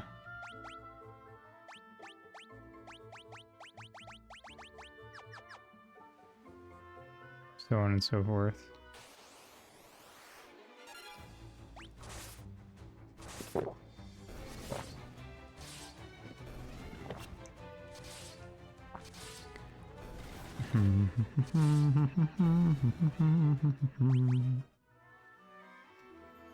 I can allow spun a wheel. Some of them it feels like that, I don't know. My biggest problem with Final Fantasy and a lot of RPGs when it comes to weaknesses is I feel like I really would rather they took the Pokemon approach of like, hey, it was super effective. Instead of being like, you just have to use every elemental type and see which one does best. or just make a guess and just assume that you're doing the correct thing.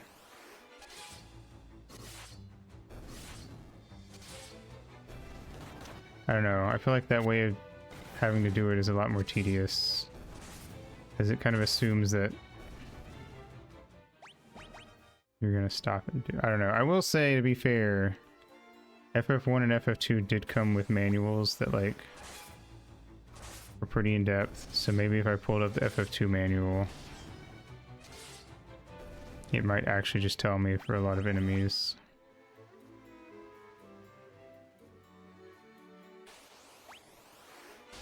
Back in the day when there definitely was a period of time where I feel like not only were you expected to read the manual, but it was arguably required.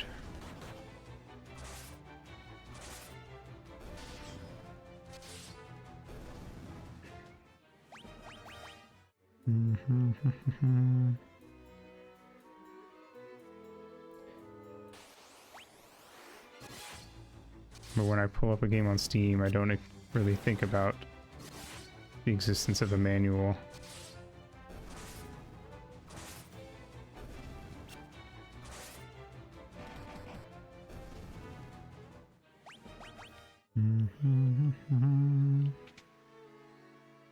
Wait, I knew that was the wrong way. I don't know why I went in there.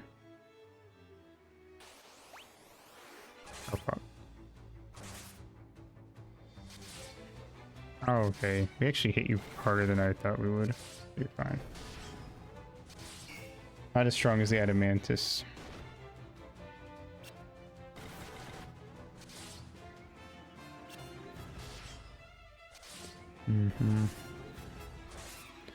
Either way, though, I definitely prefer when games are just like straight up with you on that type of thing.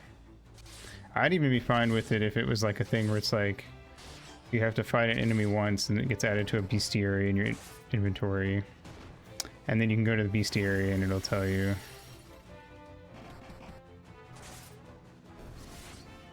But just kind of not saying anything at all. I don't know.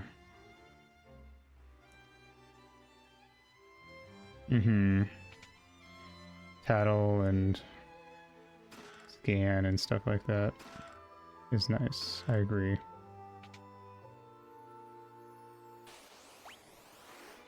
Oops.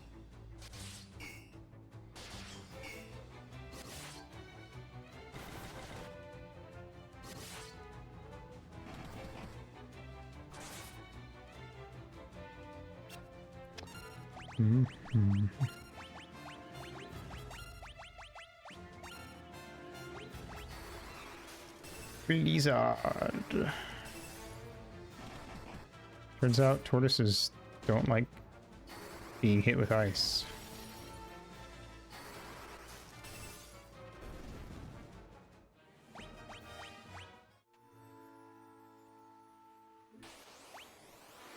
Oops, didn't mean to waste my MP like that.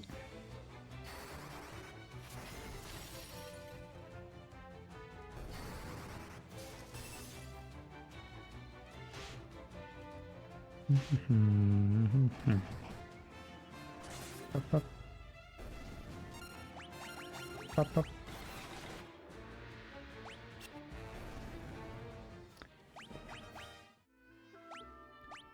Gotta use antidote. Caustic caramel cream, horrific hazelnut, mutated marshmallow, or antidote.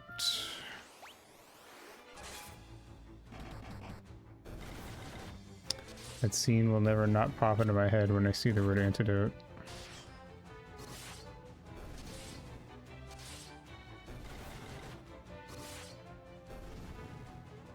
I feel like that was one of the more replayed episodes of Billy and Mandy, but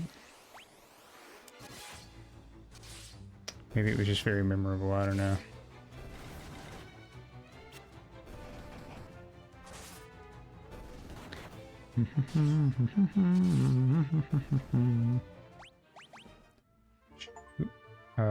I got an achievement for getting 50,000 gil. Neat. I just realized she's not using... She should be in the front row because she's not using range weapons. I'm dumb. I kept thinking like it's weird how she's doing so much less damage. But it's not weird because she's in the back row.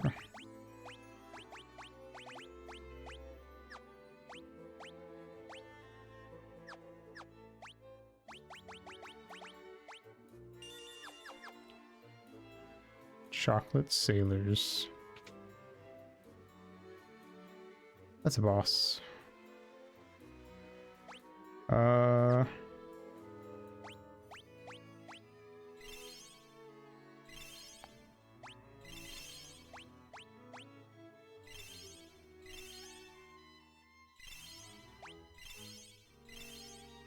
Close enough.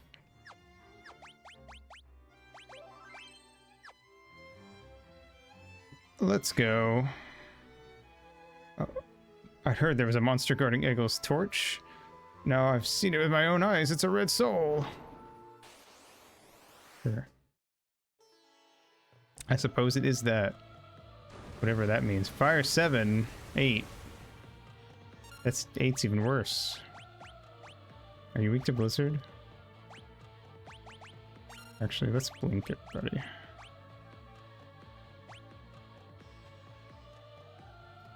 And shell. And yeah, blink.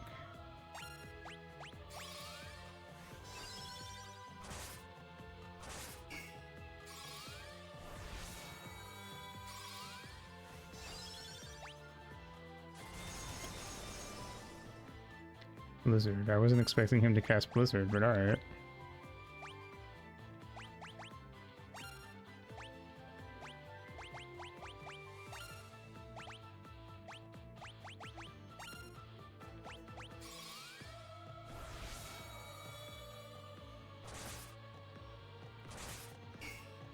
Okay.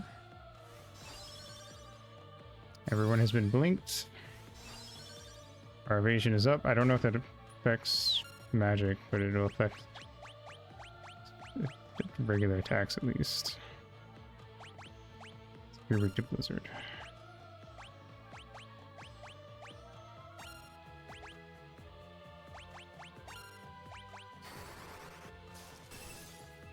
Nope, that healed you. Ripperoni.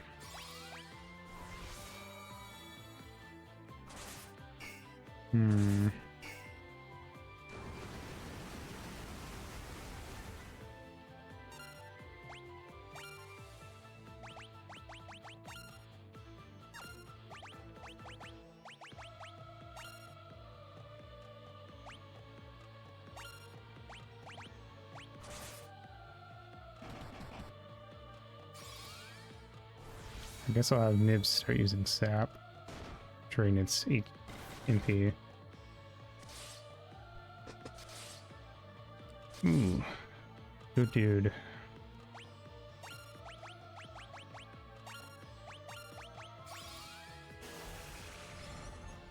I healed it. Fuck. Oh, it's dead, so it's fine.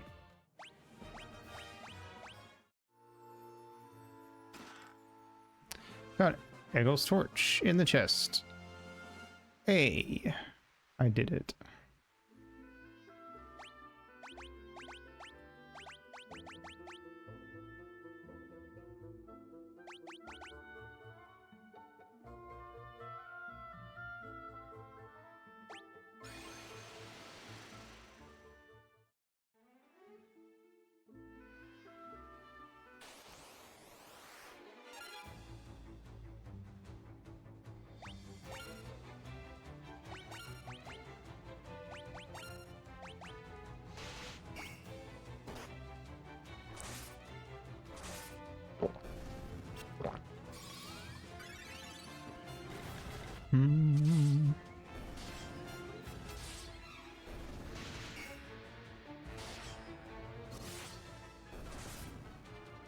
Nice.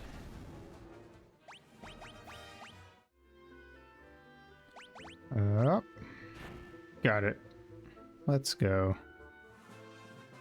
Sunfire moves to Eggle's torch. Neato.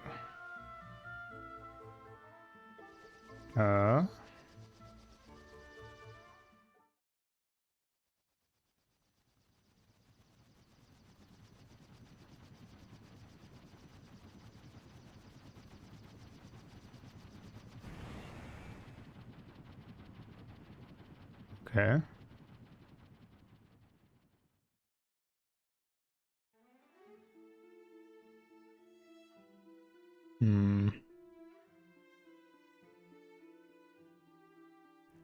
Neat, I guess. I'm sure we'll have to deal with that later. What? I'm sure Sid's fine.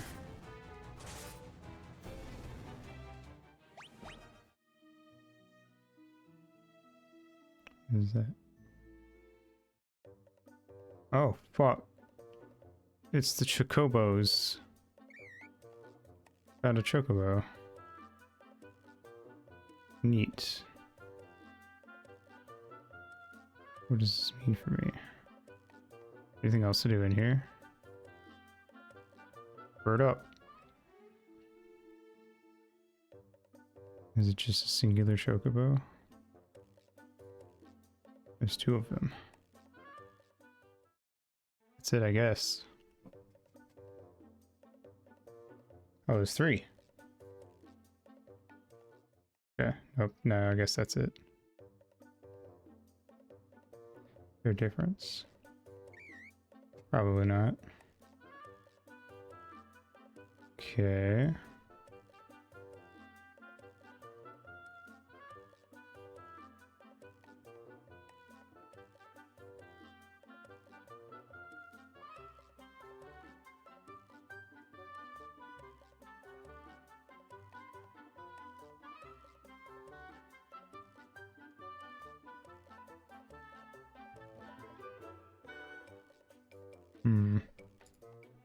Oops, didn't mean to disembark.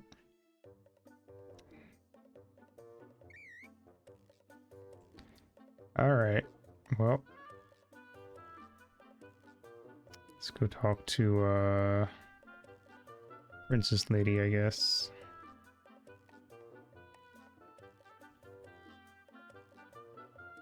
I'm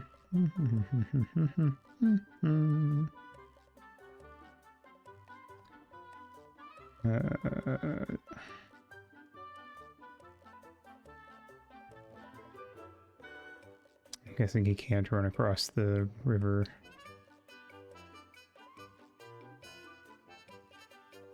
It's a good remix of the Chocobo theme. Alright, see you later.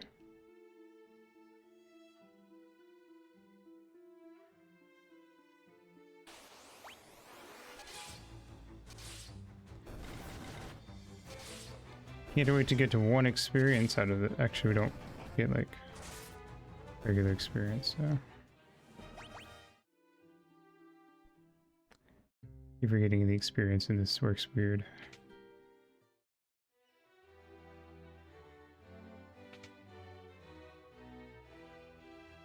Oh. The Dreadnought is heading somewhere north of Finn. We can capture the Dreadnought and the Princess with it. Oh no.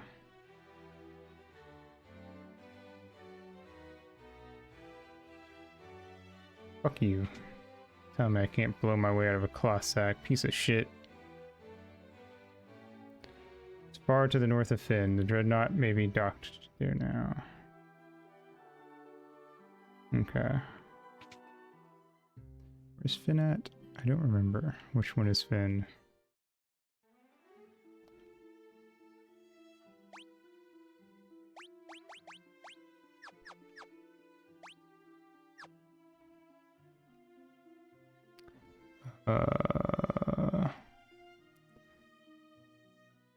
Also by north, do they mean south? Because that has happened before in Final Fantasy games. Where they tell me to go one direction, but it's Like they say, go far south, which means go to the north side of the map. Because the world loops.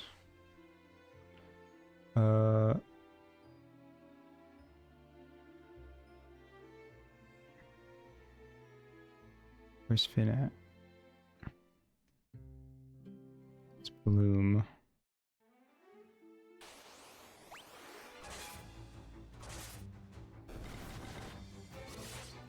I'm just gonna wander around on the eastern continent, side of the continent.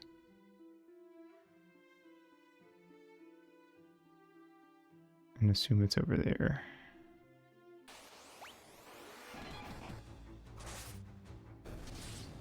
We'll head back to Chocobo Forest first, so we can move around faster. And then we'll explore.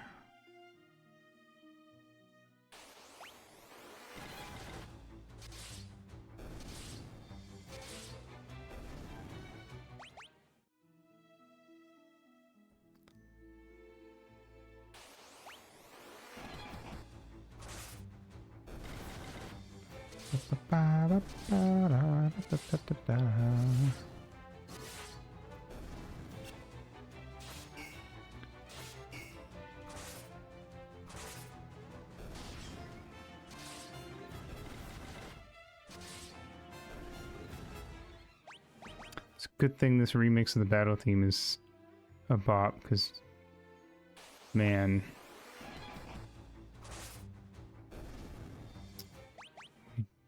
we're going to be hearing it a lot. She gave me like a chocobo whistle so I can just summon it whenever.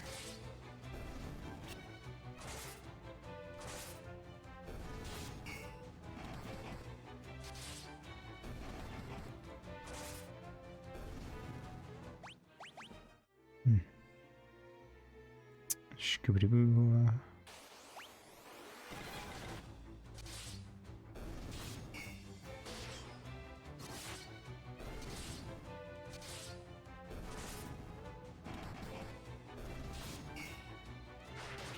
Ow.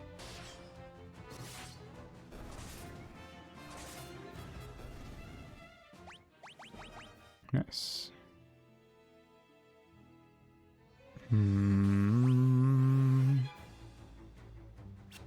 Why is there a random soldier out in the forest? Well, I guess we're in the plains, but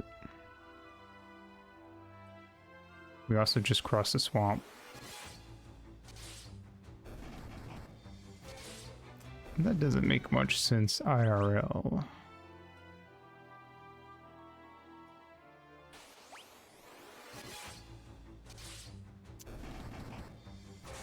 Kinda wish when you double attacked an enemy, you didn't do both of your attacks before assuming that determining whether or not it died, because that means you can only kill 4 enemies per round. But since everyone's double attacking for these weak guys, if it determined after each attack, we could kill up to 8, which would speed things up a lot.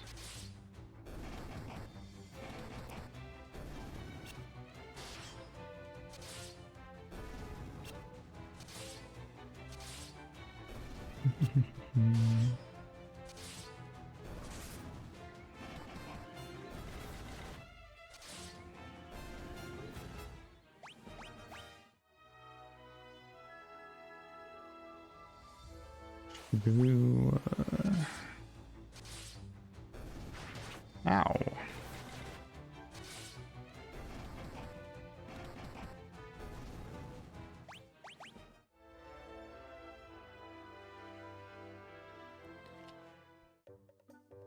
Where, fucker?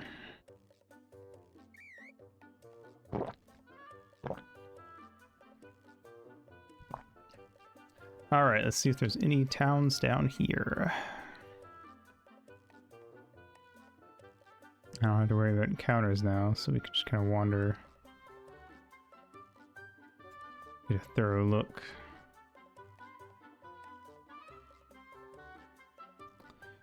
On the peninsula? Nope. Peninsular.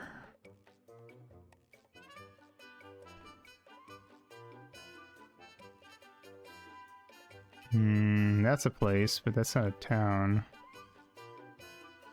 Or I'd actually wait. I don't actually remember what the place we're going to is called. Maybe it wasn't even a town. I'm gonna wander around and see if there's anything else first. Oh, well, that's the Dreadnought. So I'm gonna assume that's where I'm going. Well, what's up here? Since I can't get into random encounters.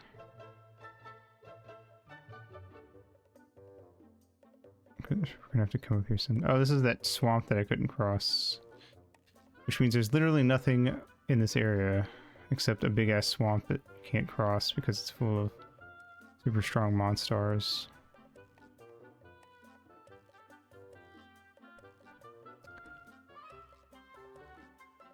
I guess it technically would be a shortcut to this, but yeah. Goodbye. Let's save the game. Haven't saved in a while. Oh boy. Why are there monsters on the ship? It seems like it's not... Wait, why is Gordon even still with us? Why does he give a shit anymore? We got a... Oh, we're all blind. That's lovely.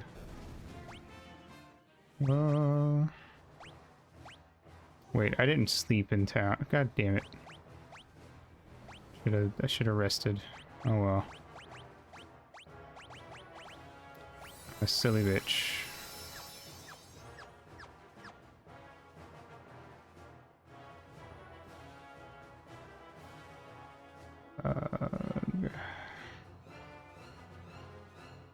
I'm gonna go leave and go do that because I feel like I'm gonna regret it if I don't. But now I have to fight fucking assholes all the way up to Chocobo Village. Or forest. It's not really a village, there's 3 people. Oh, you damn magicians.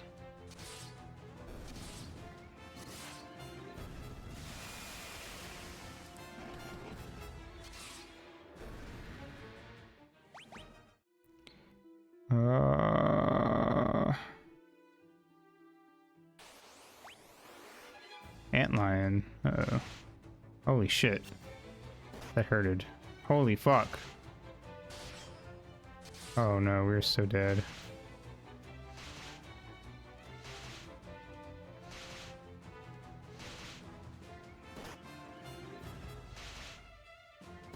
I almost wonder if that's the swamp that killed us before is the easy way to go.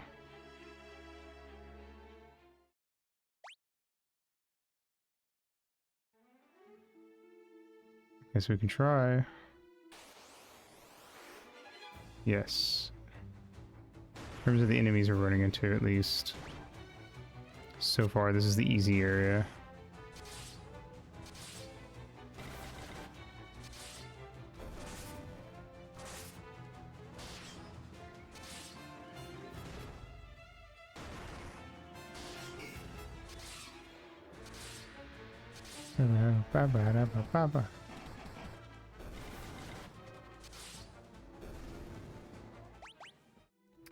Cool.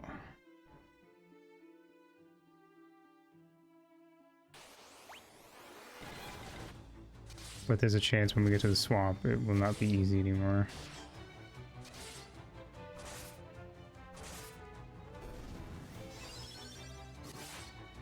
I guess if worse comes to worse, I can just set the party to flee instead of trying to fight.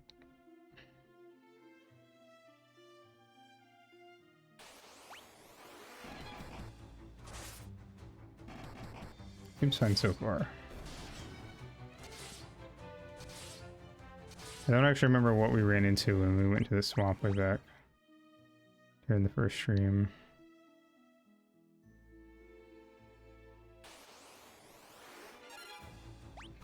You don't seem... yeah. That was fine.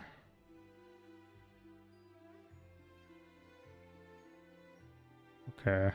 Well, that worked out. You made it, so.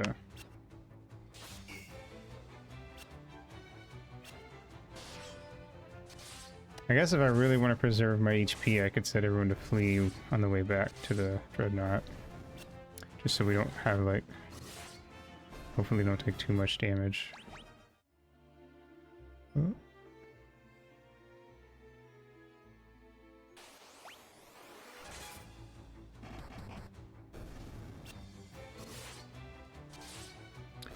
These weak guys will outspeed them all.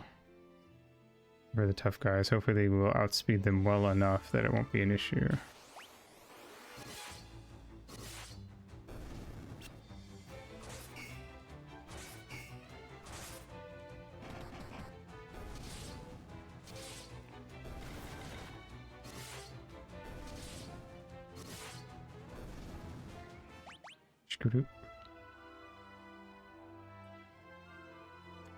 Alrighty, to the end.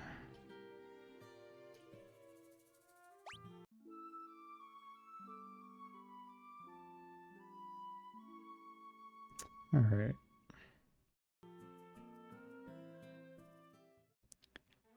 Let's go.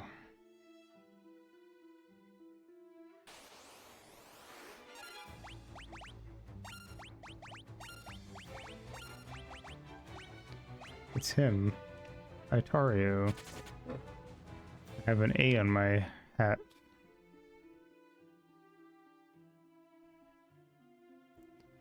And my arch nemesis has an upside down A, or is it a V with a line through it? You'll never know.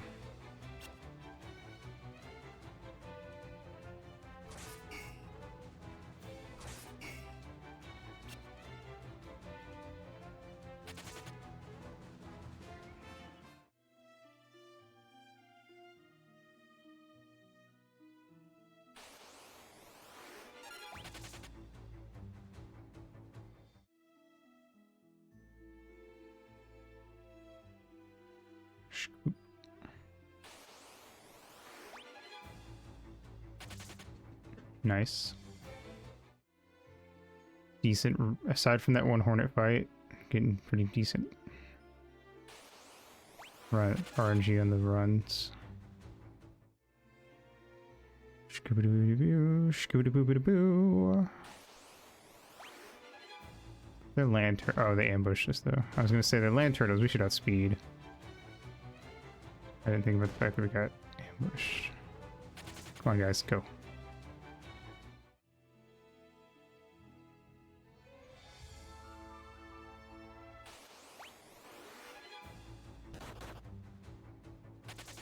Nice.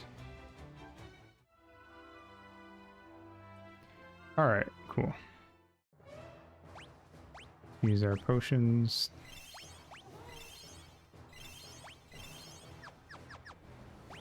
I should save outside again.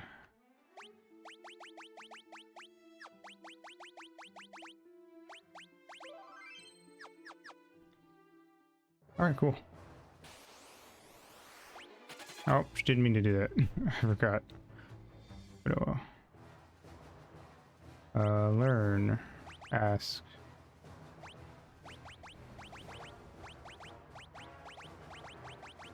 Rebel curs? Uh-oh.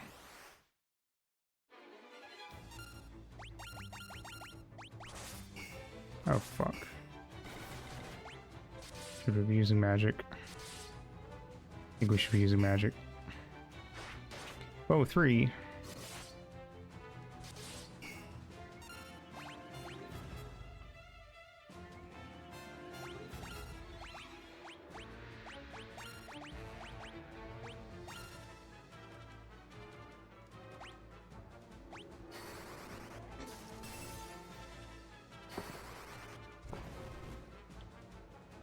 I mean, it's doing damage, so. Ow. These guys are tough.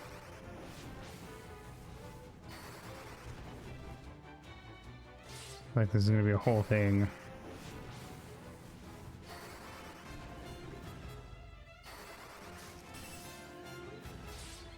Ow.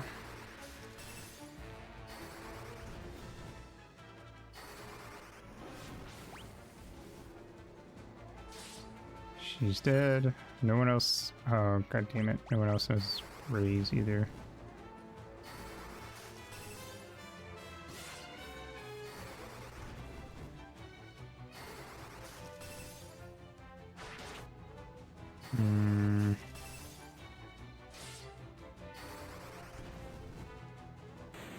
Jeez Louise, that was a fight.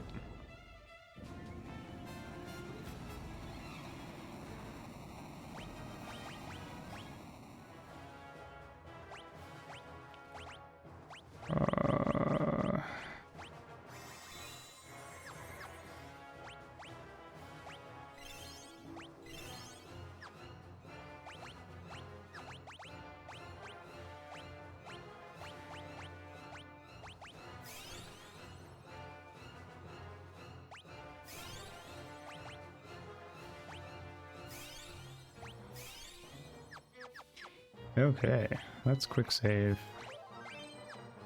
We don't have to deal with that guy again.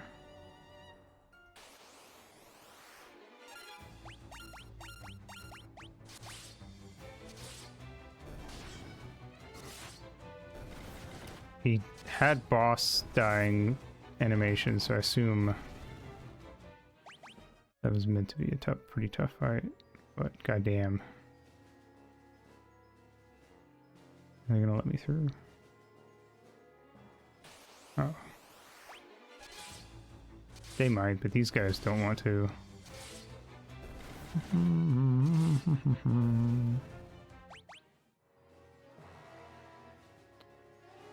An iron gate blocks the way.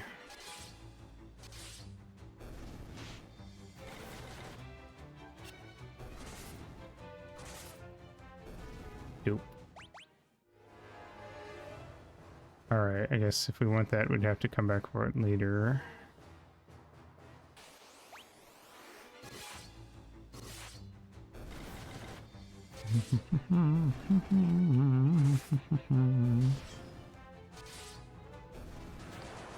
Stop that.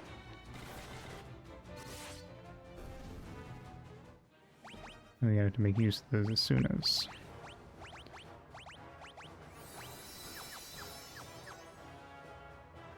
There's a lot of doors. I guess we'll just start from the left. A stunner. It's a yellow rat. Stinking hunk of mustard. Yeah, yeah, yeah.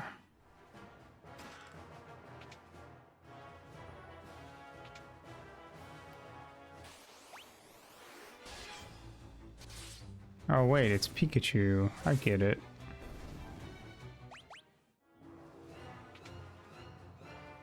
One of these doors has to have something in it.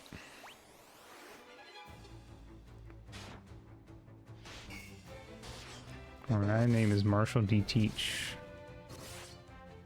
And it's not. There's one more door. Well, one more that I can see.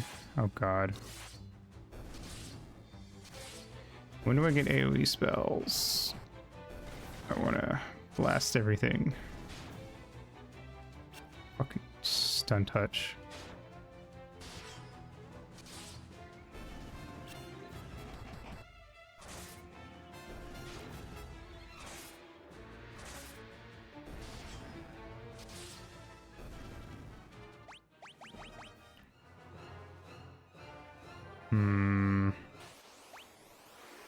Balloon in a mine. They're gonna not self-destruct.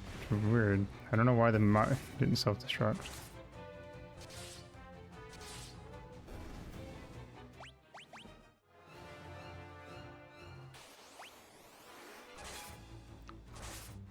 Die.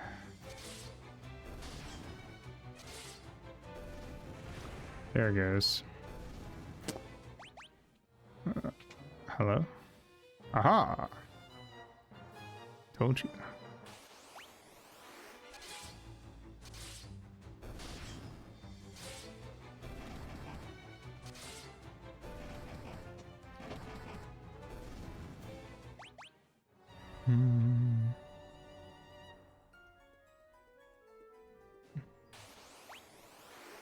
There's a chest in this bottom left. I could see it on the map. Oh no, I'm blinded. And she's stunned.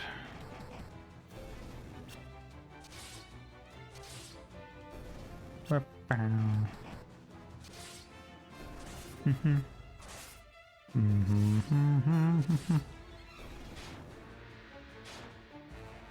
Okay, at least the stun will automatically wear off after the fight's over. Magic. I'm just gonna keep using Dude Sasuna because I need Nibs is the black mage of the party. If anyone is. So that means I need to put her in the back row. Nibs is finally back to using a bow for the first time in forever.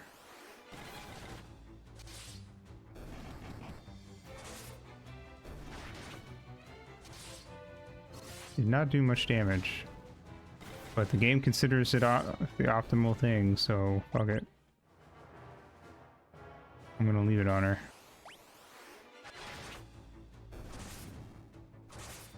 Maybe just because she hasn't been using a bow for a while. Just gotta build up that skill. Oh, god damn it.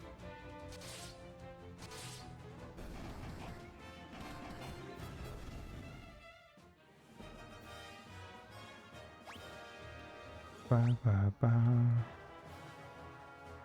Wait, was that a person on the right? Thief's gloves.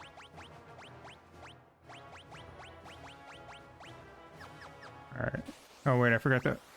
You're blind. Werepanther. Whoa. You got big ass whiskers. And they're pink whiskers. They don't hit very hard. Oh, but they do the venom thing. I'm gonna call the purple one venom and the green one poison, just to differentiate. I don't know if there's an official name for the two.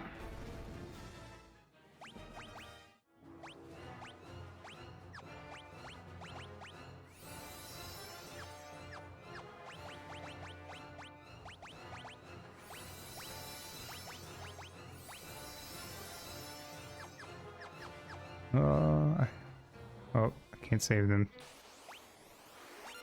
Yeah. Come on, die. Don't let them explode. Totally gonna explode. Fuck. I don't care if the green guys self-destruct. They do like nothing.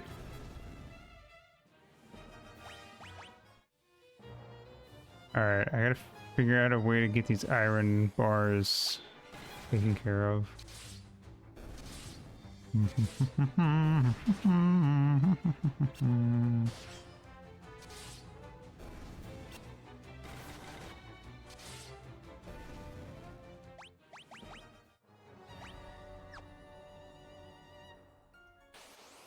Two chests.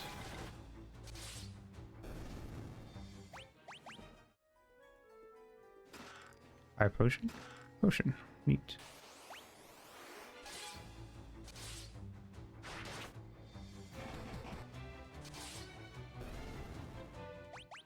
Okay.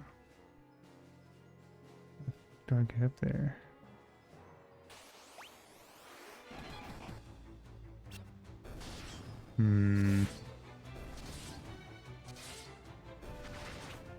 Alright, back to the first floor it is.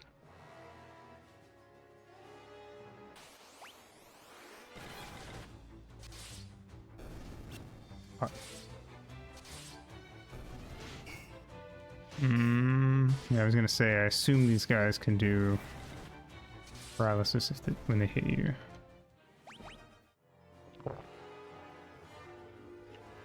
And that was correct.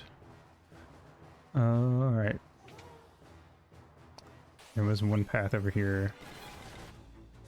I'm gonna assume that's the way to go.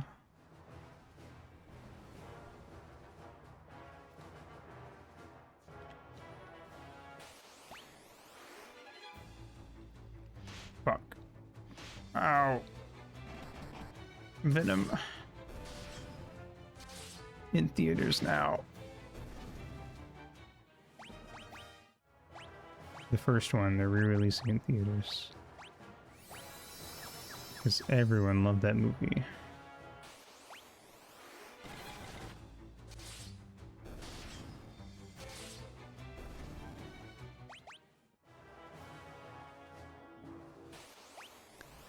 Pop, pop, pop, pop, pop.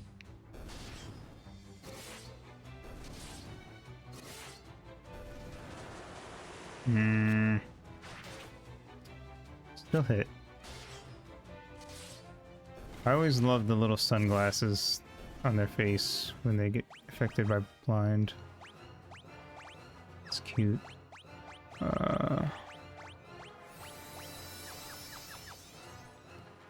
Kinda freaking adorbs, if you ask me.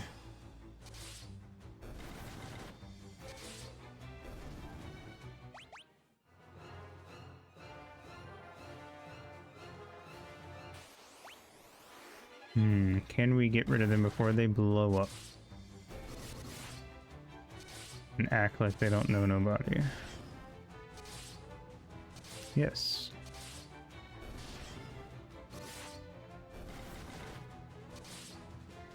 Hell yeah. That was a good one. Oh, this dude's in there. They're in the walls! Gordon is dead, but that's okay. I'm not that worried about him.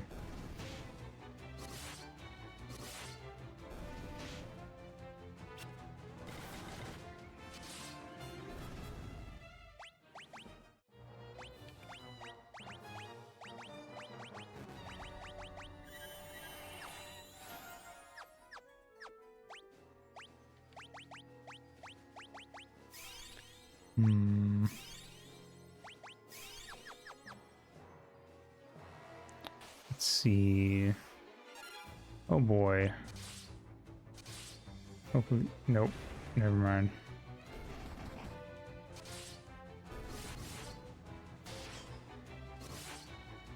Okay, at least only one of them blew up. Could have been worse.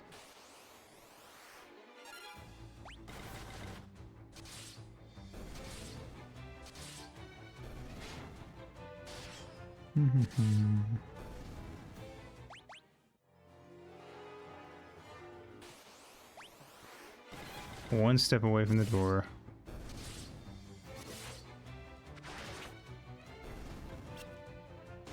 Yes. Keep punching me. No.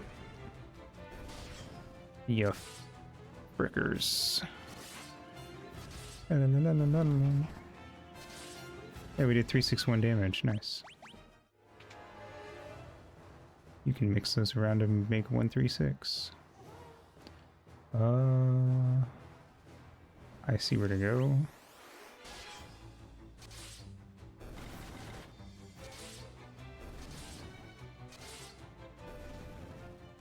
Ew. Those guys do not have a lot of HP, thankfully. Some chests up in the top right. Oh my god. That's a big boy. Looks quite different from how he did in FF1.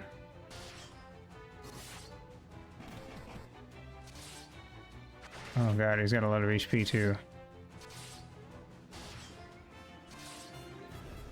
Nice.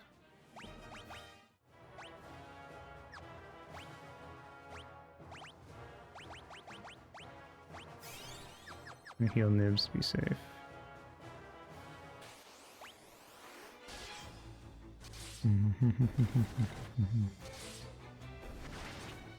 I forgot we had cottages. I could have just used that instead of walking all the way back to town earlier.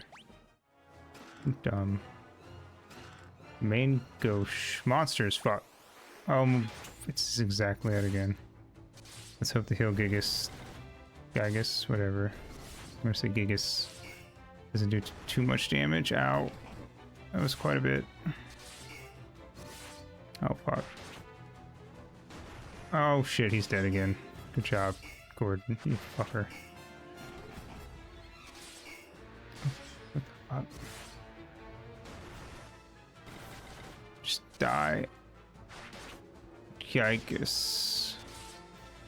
From Earthbound.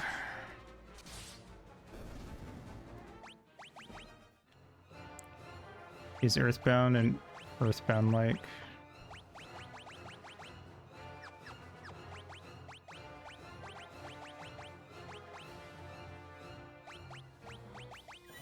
I guess you can't really call Earthbound an indie RPG.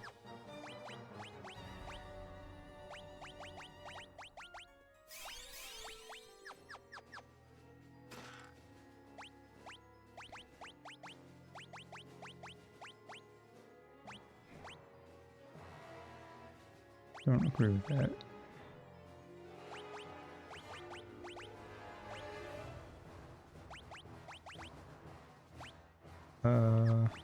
Nope.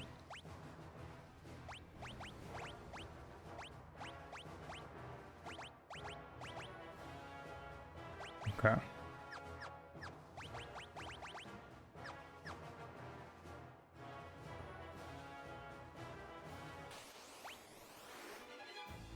Helldiver.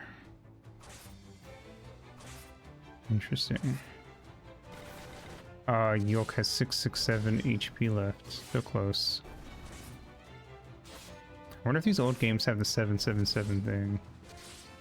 Or if that was introduced later.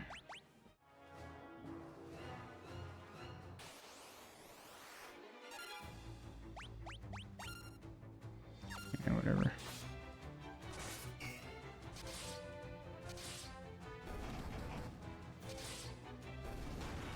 Ow.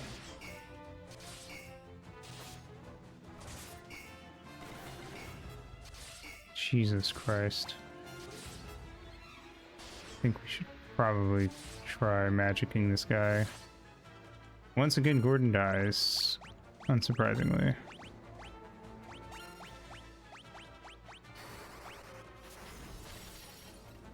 It is damage. Can't complain too much.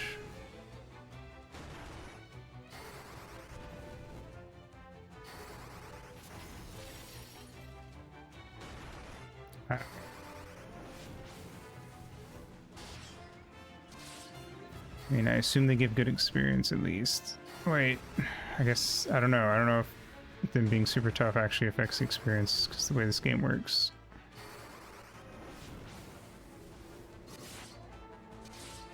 Good job. What do we get? We got a magic. Scourge. Interesting. Deals poison damage. Neat. Kachowski. Mike Wazowski.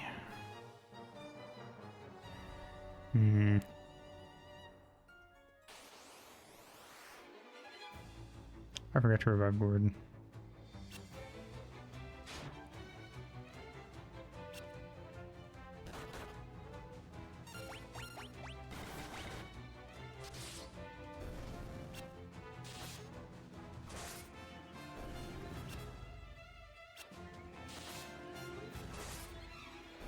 Mike Kachowski. I assume it's a combination of Mike Wazowski and Lightning McQueen, but no, I haven't.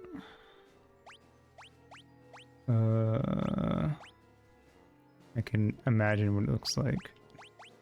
I'm sure. I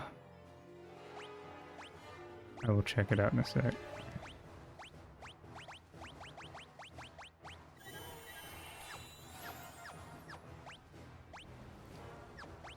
How many potions that I picked up along the way? Yes.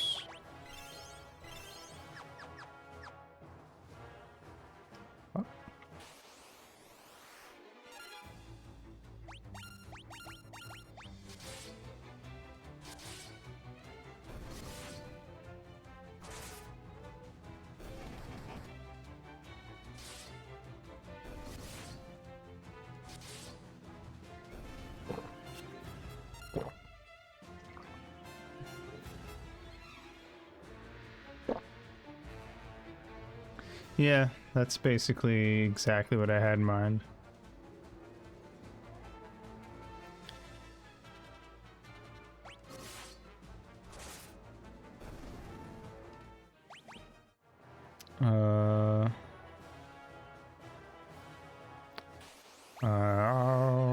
don't think there's... Trying to see if there's like an ideal path to this final room with as few... Having to fight as few of these guys as possible. But I think the minimum is going to be 2 fights, no matter where we go.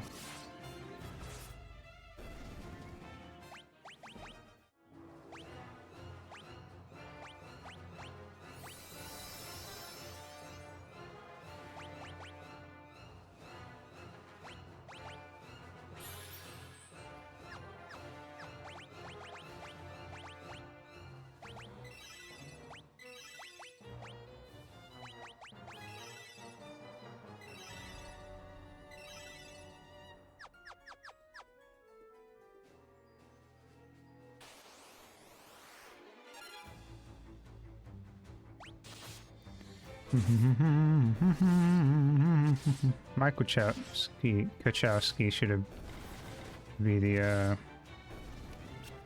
protagonist of the next Cars movie. That is definitely happening. Rebel Cars.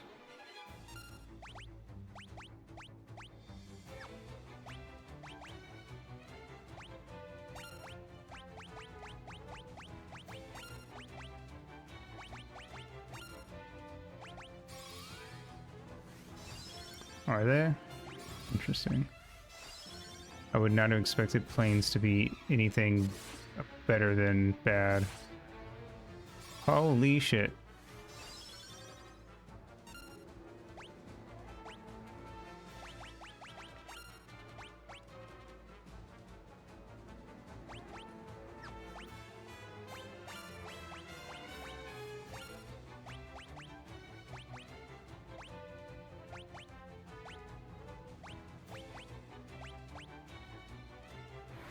Ice Storm 16. Goddamn.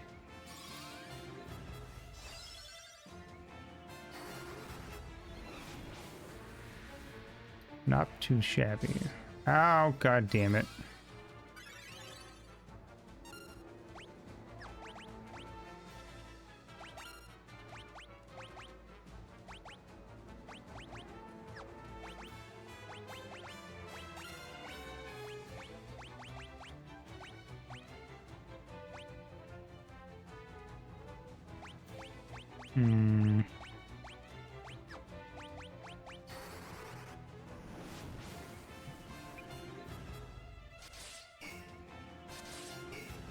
Interesting.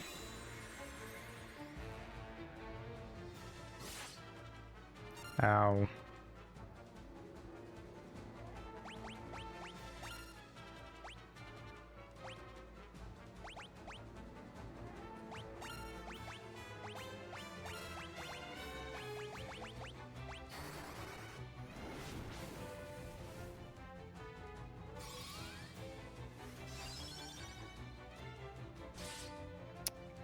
Fuck me.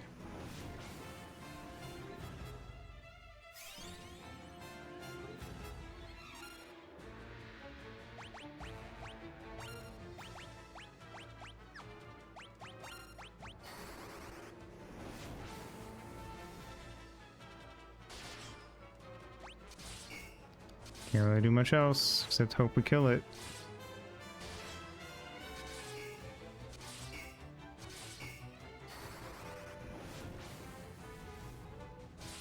Ow.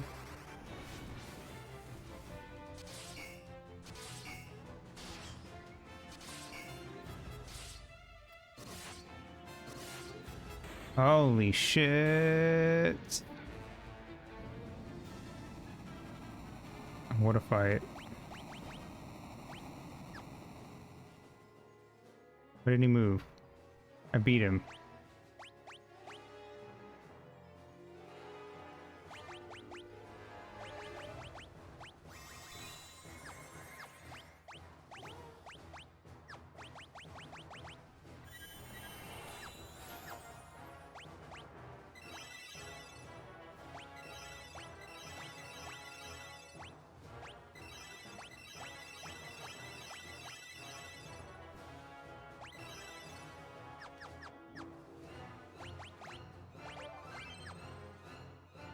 What?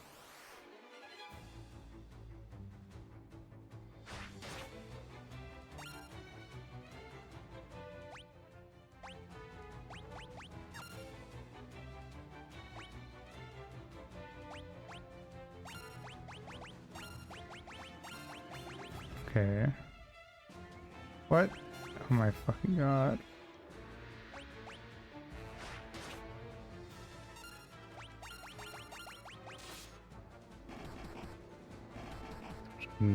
Attack him. See what happens. Fuck it. He seems way weaker. Now, I don't know. Look at that.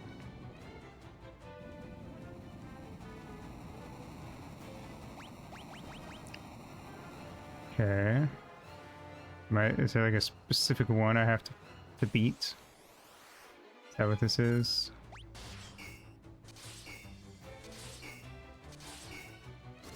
Okay, why is he so strong? Compared to this dude I just fought. I'm confused. I feel like there's something going on here that I don't understand.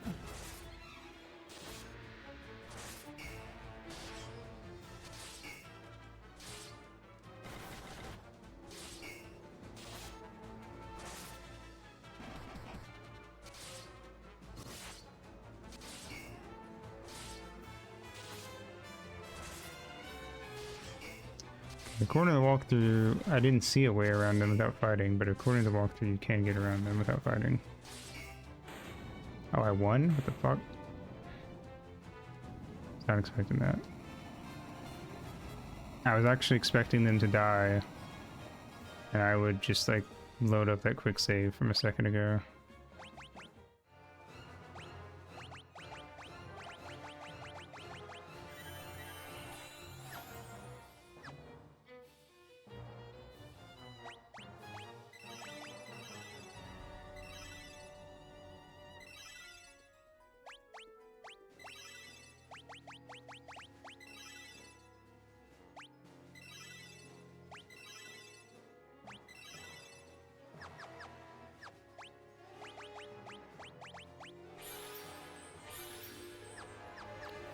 Okay. Oh, this way. I'm just silly.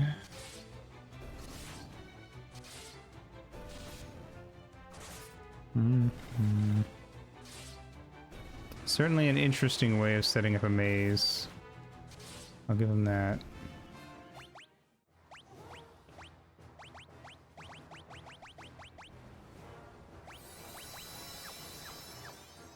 Right.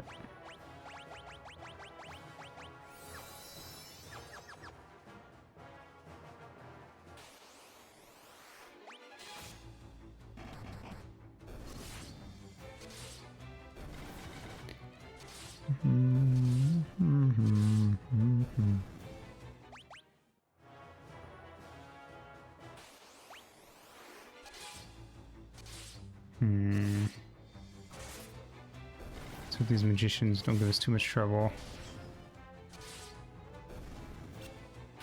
Oh, the magician ran away. Cool. Literally the least amount of trouble it could possibly ever give me.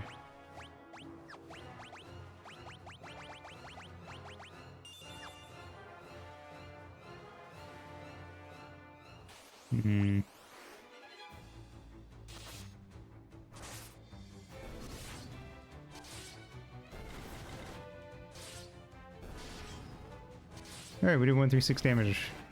Nice. Rats, rats. They are the rats.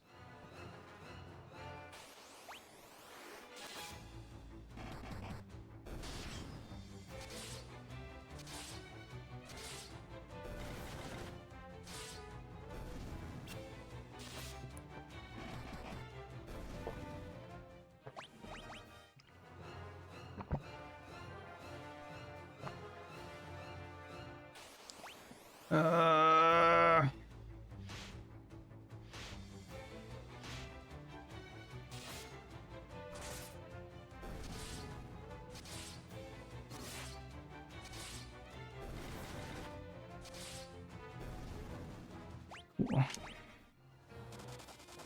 I keep forgetting I have to cure that one. Oh, I don't have... Uh-oh. Uh-oh. Uh-oh.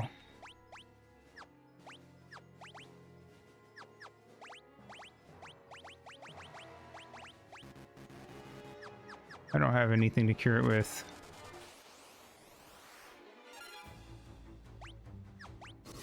She's fucked. I don't have any Phoenix Sounds. Revive her when she dies. No one else knows life. I don't have any elixirs to give to dude who can actually cure it with his Asuna.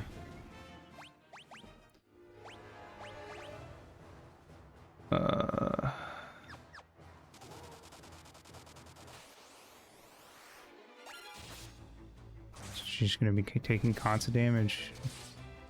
We beat the dungeon where she dies.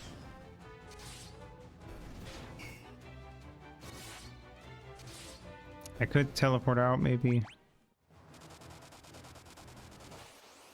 and do the dungeon all over again.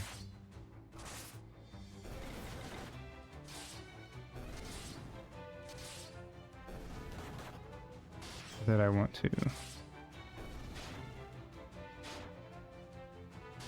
I'd rather just YOLO it and then make a quick save before any boss fights. This feels like it might be a boss fight.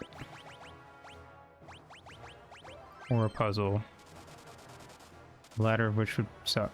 Dreadnought's engine. Let's blow this thing up.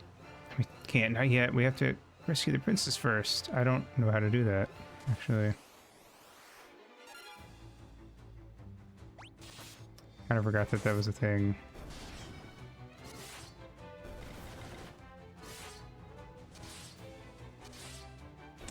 Well, in that case, it might actually be better to leave. Because I don't even know where we would go to do that.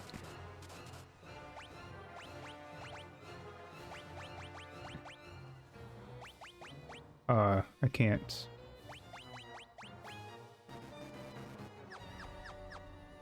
Apparently.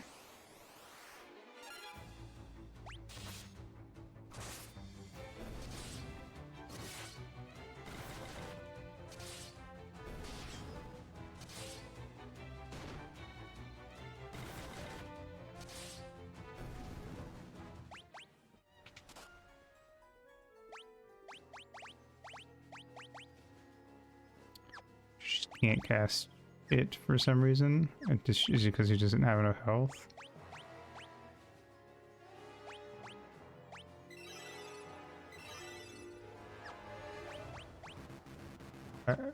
Well, cool.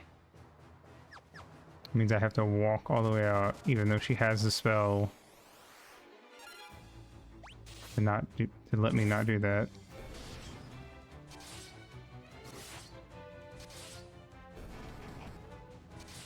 I'm assuming whatever the thing she has is called causing that, but anyway, I'm gonna take a pee break, so I'll be back.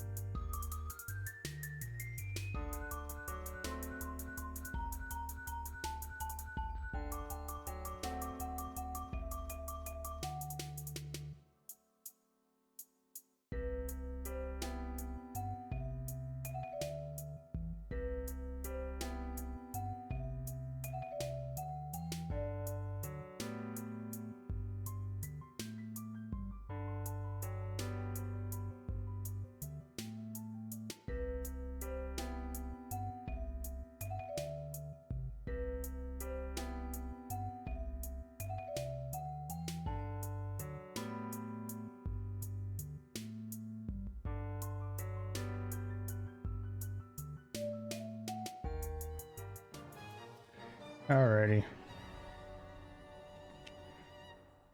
Time to slowly walk our way out of here.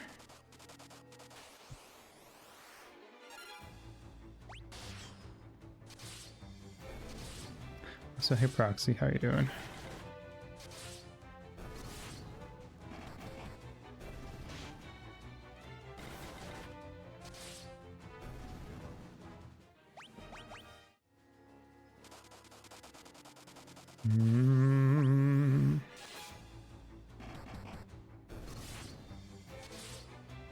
That's fair.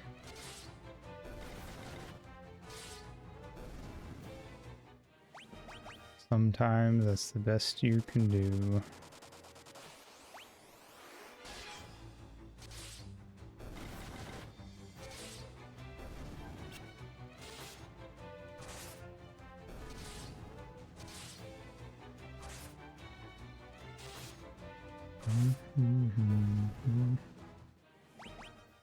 Alright. Boo.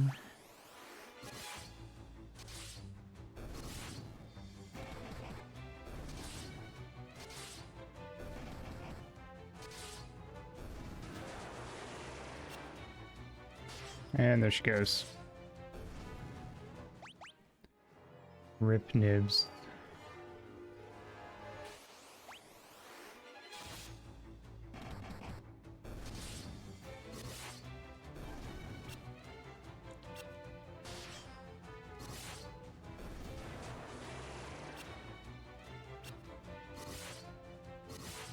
And now I gotta deal with them being blind on the way out.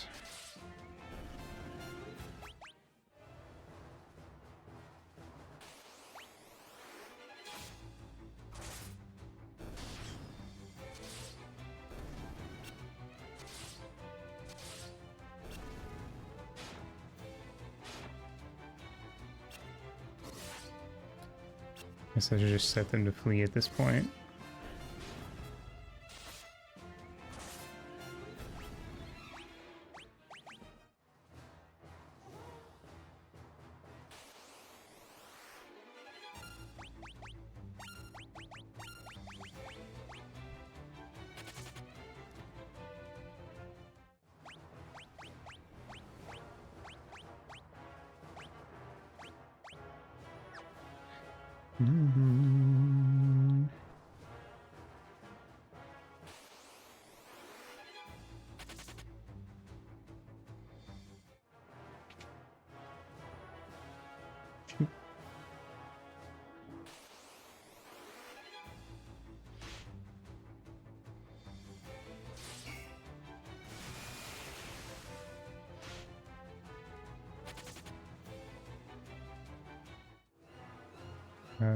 Left.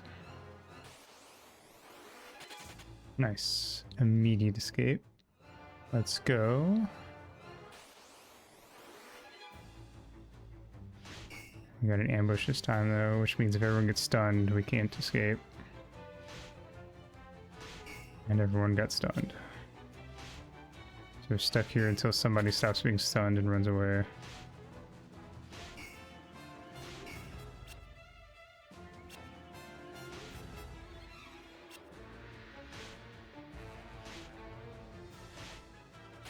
There we go.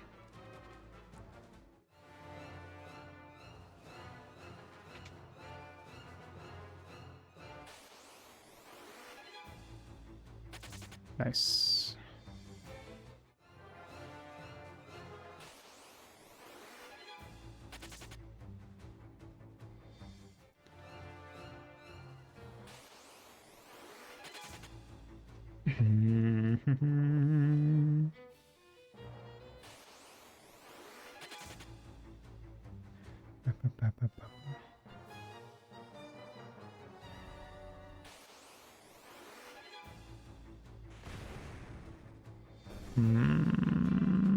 Damn it, I was hoping we wouldn't have. Well, we won the fight. I guess that's something.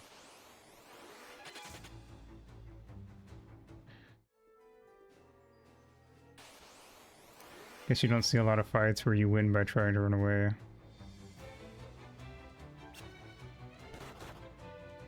Got a preemptive strike and we still didn't manage to get out before they attacked. Come on guys, get it together. There we go.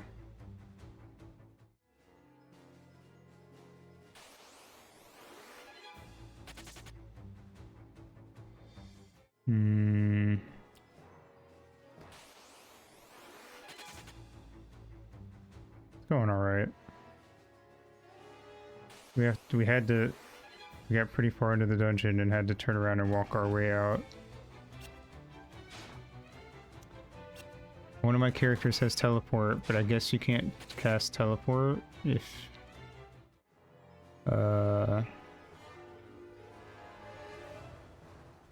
you got like the poison thing going on. Teleport uses health, so I guess that's probably why.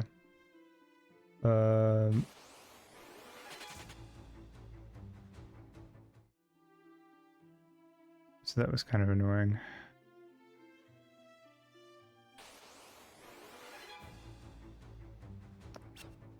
But we were like right at the end of the dungeon,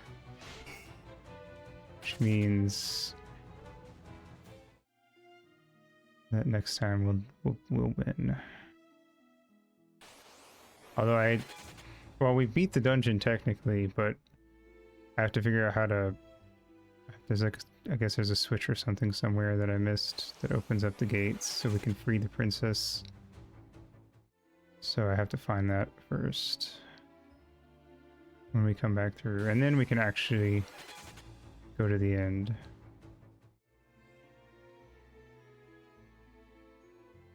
Thankfully, we should have a bunch of money. And reviving, I'm pretty sure it's never said like, alright, now give me this much money when I revive someone, so I think it's free in this game, unlike the first game. Where, if I remember right, you had to pay. But ends cost a lot. Pretty sure the cost of the inn is based on like how strong your party is. And not on what town you're in. Because it just kind of like slowly has been going up as we played. Oh wait, that doesn't revive.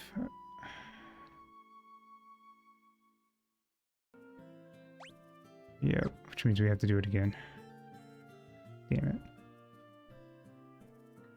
Also, ends don't cure status ailments, which is kind of annoying. Also, dying doesn't cure status ailments.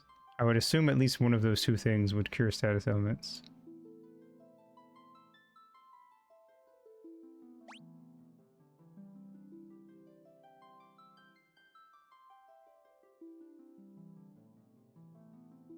Oh wait, yes it does. I was looking at the wrong people, never mind. Okay, well at least that's true. Hold on, I'm looking at the thing so I know where to go when we get back.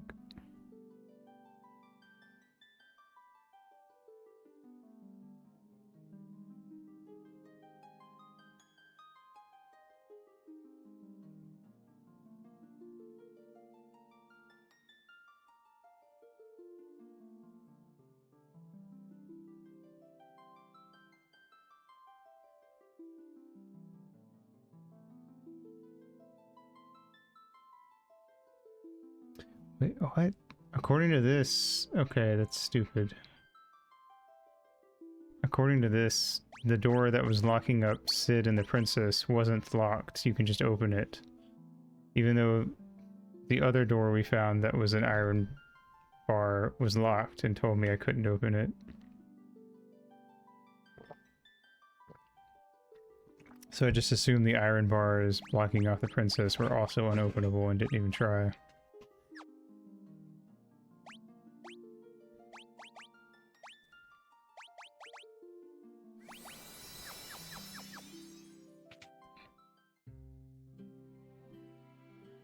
Kind of annoying. But oh well. I'll live.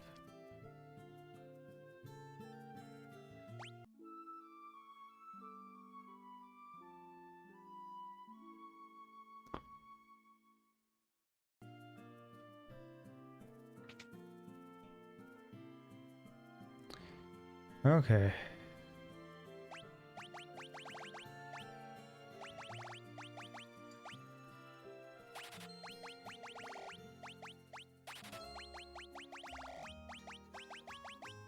Need a bunch of antidotes for this dungeon. And I may as well look on eye drops. Don't need any of those, actually, to be fair. Could buy an elixir, but I feel like... Yeah.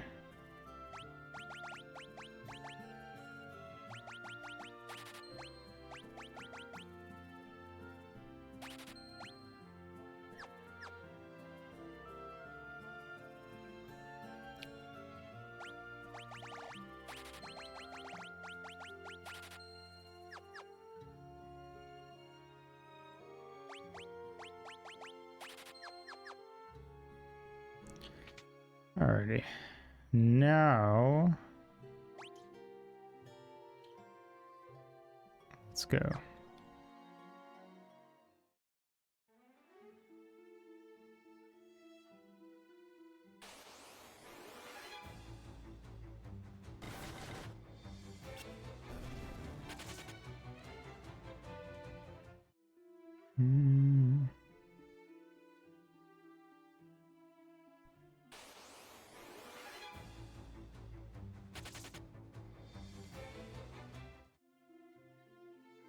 Hopefully it should be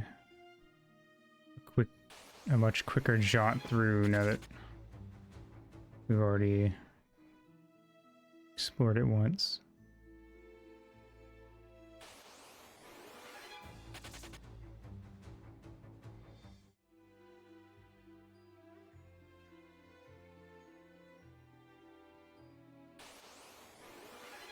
So it's interesting that the world of FF2 is a lot less oceany than the first game. I feel like you can get to everything by foot in this game. Well, by foot or canoe. Whereas the first game was very like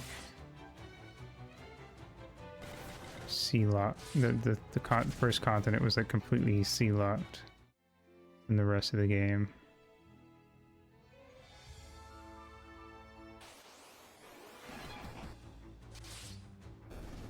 Kind of wonder why that ended up being the case.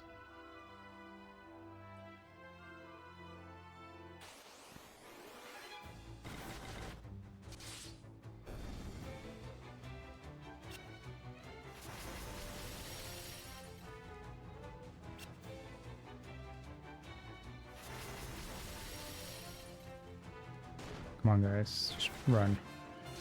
I believe in you. Thank you.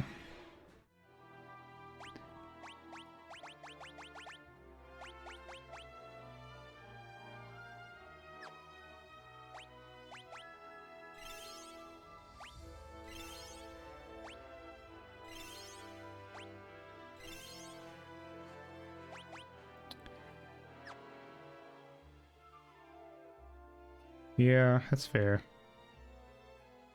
It becomes pretty like open world once you go in the ocean, and especially so once you get the airship. Like the last two fiend dungeons can be done in either order, which I feel like probably wasn't super common for games on the NES to let you like divert. Well, I guess that's not true, because Zelda had like certain dungeons you could do in different orders. I don't know. I still would argue that most NES era games would be like, no, you have to do things in like a pretty set order. And there were certain towns that like had really good shit that you, if you knew where it was, you could go to it as soon as you got the airship, and it would kind of like put you a little bit ahead. Save if you had the money to buy the stuff, that is. Okay. First to the Princess and Sid.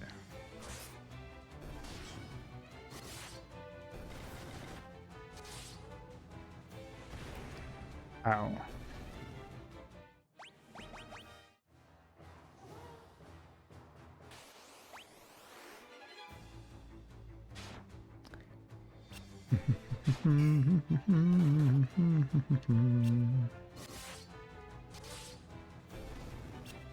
I will say, to go back to what Proxy said about the music, all the remixes from the Pixel remasters that I've heard so far have been really good. Which, granted, as far as I'm aware, Nobuo himself was, you know, around for that process, so unlike some of the re-releases of past games where he would not be involved and they would have other people remixing his music, which could have hit or miss consequences.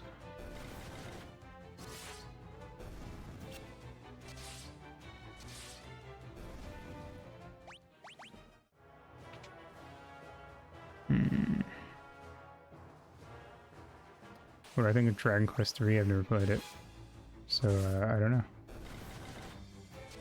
I've only played Dragon Quest 1, and it was very okay.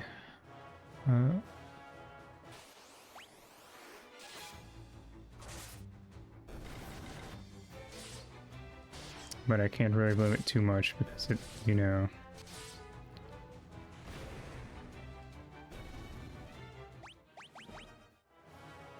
was a very early console RPG.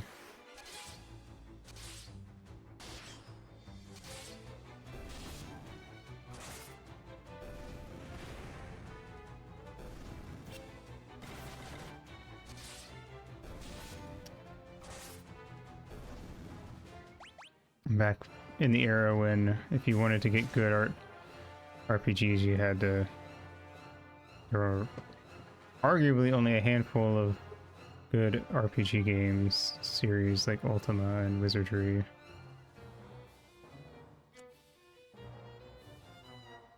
Oh, I meant to meet you at Kashwan Keep, but things didn't go as planned. I'm sorry. Thank you for coming to rescue me.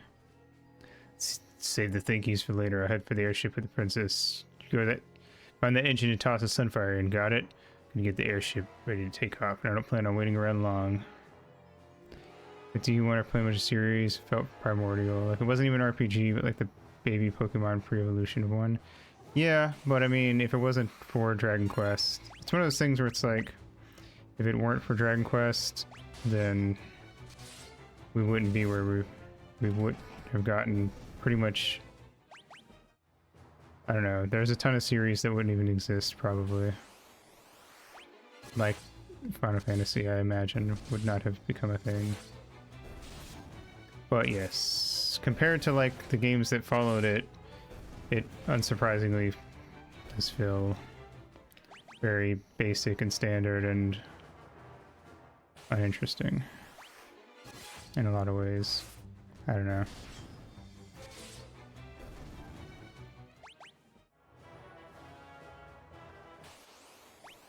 The ideas were there, but yeah. I feel like RPGs, video games, were still very primitive. I mean, even like the non-video games, like Dungeons and Dragons and stuff. Back then, they were still pretty early on.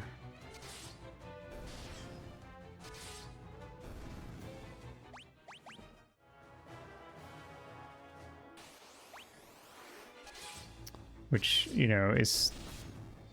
I bring up because a lot of the early video game RPGs were just like, hey, D&D's cool, what if we like made a video game kind of like that? Just literally how Ultima started, and you know, there's tons of stuff about FF1 that's just like, oh, that's just D&D.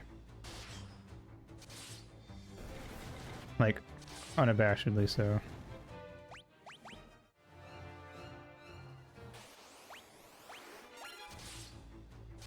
The spell slot system, a lot of the enemies.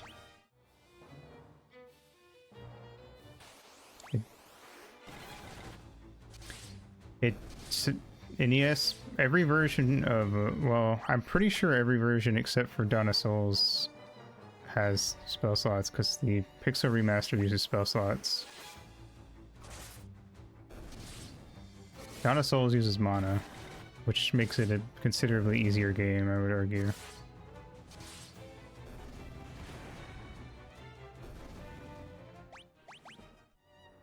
It's certainly interesting. But I would definitely argue that spell slots work better in D&D than they do in, like, a turn-based RPG video game.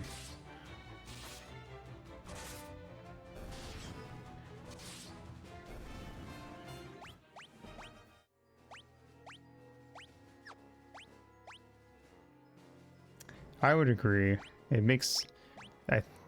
there's a reason that the speedrun is like the speedrun of the Pixel Remaster is petrify your monk and fighter and have two black mages carry you through the early game, and then the second half of the game is monk. Basically, just use your monk. No one else really matters after, like, the second Fiend dungeon or something. I don't remember exactly what point, but there is a point where it is just monk time, and for the rest of the game. No, you petrify the monk too in the Pixel Remaster speedrun.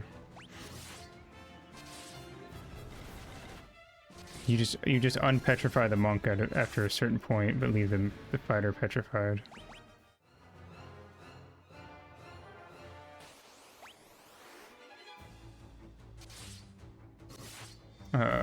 Also, yeah, the spell slot makes the spell slots seem really good at encouraging you to use different spells. I don't agree, because yeah, well, the whole idea is that you have them in the first two slots, so there's a 50% chance of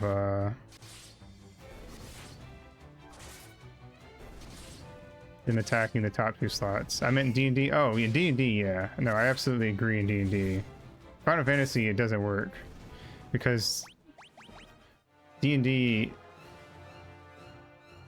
there are a lot of spells that are low level that if you use them properly, that are low spell level, that if used properly can still be really useful. But in Final Fantasy, that's not the case. Low level spells are just, like, not good by the time you get to the late game.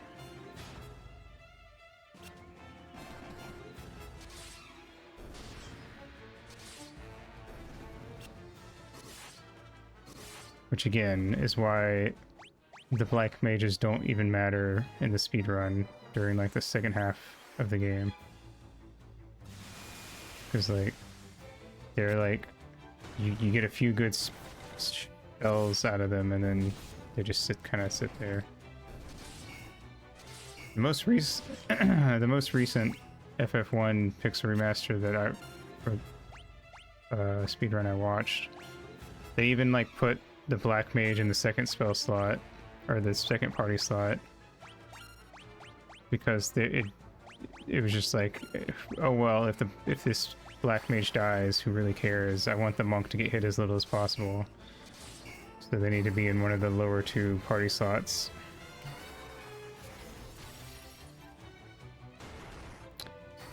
Oh wait, no, sorry, I actually got it wrong.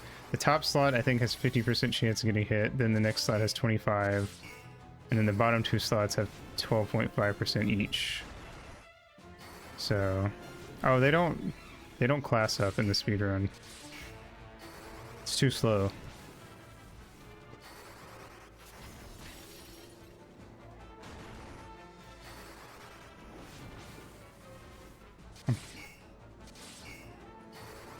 I think the PSP version does class up some though, or they used to, if they don't anymore.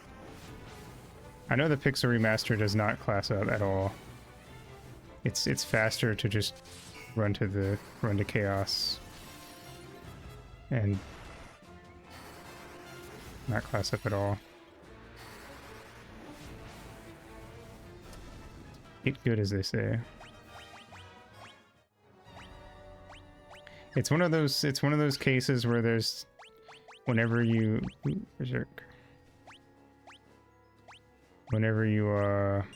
there's a lot of things in games where it's like, yeah, that's this thing during a casual playthrough is super good. I'm pretty sure the original doesn't class up either, but I could be remembering wrong. I'd have to actually check that one. I haven't watched the original in a while.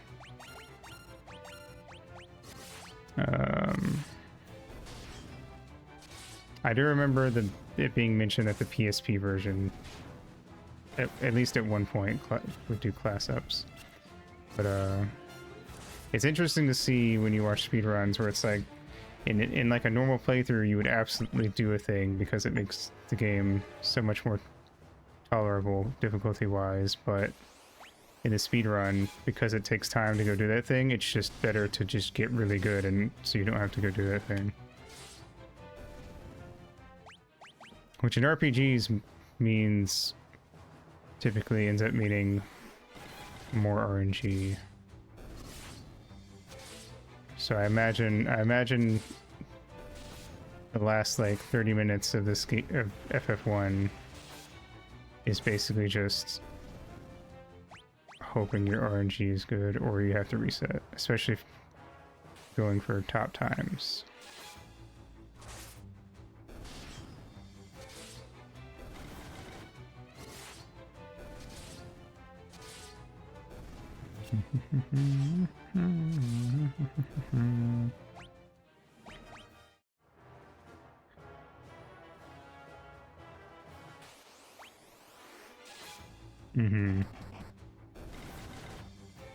Let me pull up the FF1 speedrun while we're running our way back through here.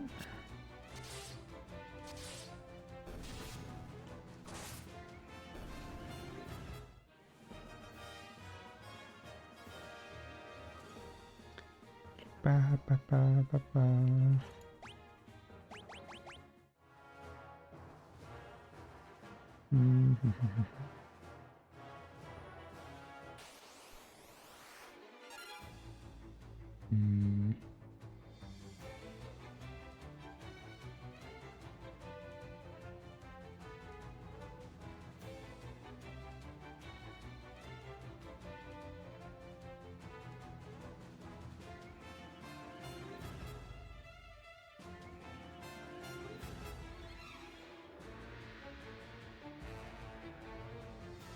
Not a lot of people run the original NES version.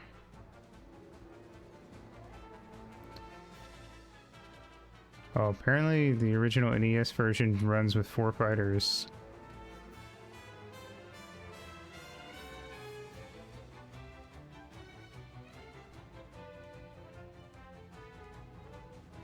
And they are not classed up.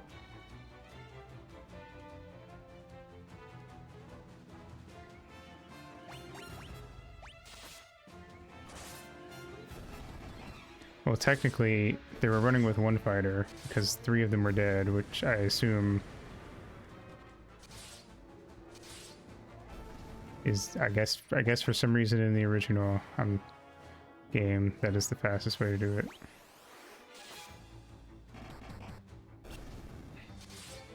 I don't know why.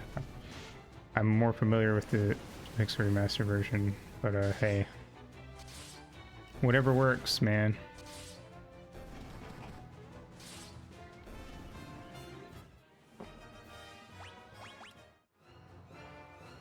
Yep.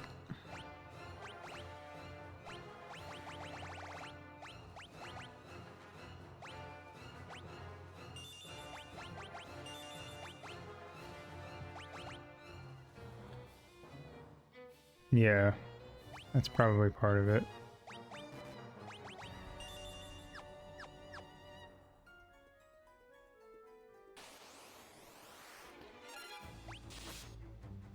Don't know. Also, it's interesting because the NES, because like every version of FF1 is one category on speedrun.com, and you have like subcategories for like PSP version and stuff, except the NES version gets its complete own separate category, which I find interesting.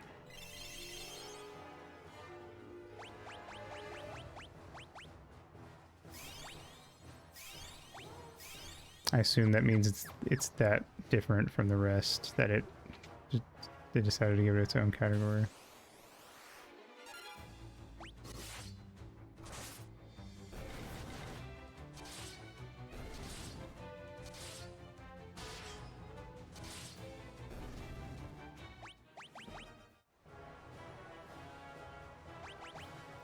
Sunfire. I don't know. Any speedruns of NES games in general can be pretty wacky. What have you done? The engine! Oh my god. Who could have guessed that the person inside that... Who could have guessed that the Dark Knight was actually our buddy and brother the whole time? They didn't say that yet, but I mean, I feel like that was obvious from like 15 minutes into the game.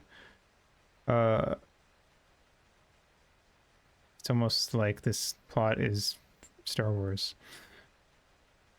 It's almost like literally every person I've ever heard talk about this game has been like, it's kind of funny how this plot is just Star Wars. Even the walkthrough that I have open has made multiple jokes, Star Wars jokes. I don't even like Star Wars, and I know that this plot is just becoming fantasy Star Wars. Well, you know what? I actually heard an argument about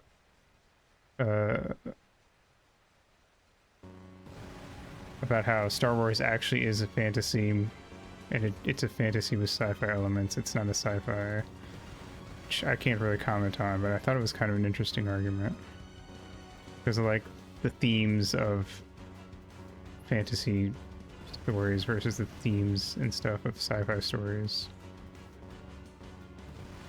and how like Star Wars has like this big focus on like destiny and stuff, and it's basically just magic and all that jazz and ghosts. I don't know. I thought it was pretty convincing.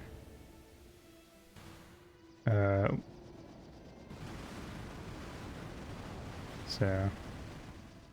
I don't know. But I'm not a Star Wars fan, so I'm not gonna say that it's true, but it made sense to me when I watched that video.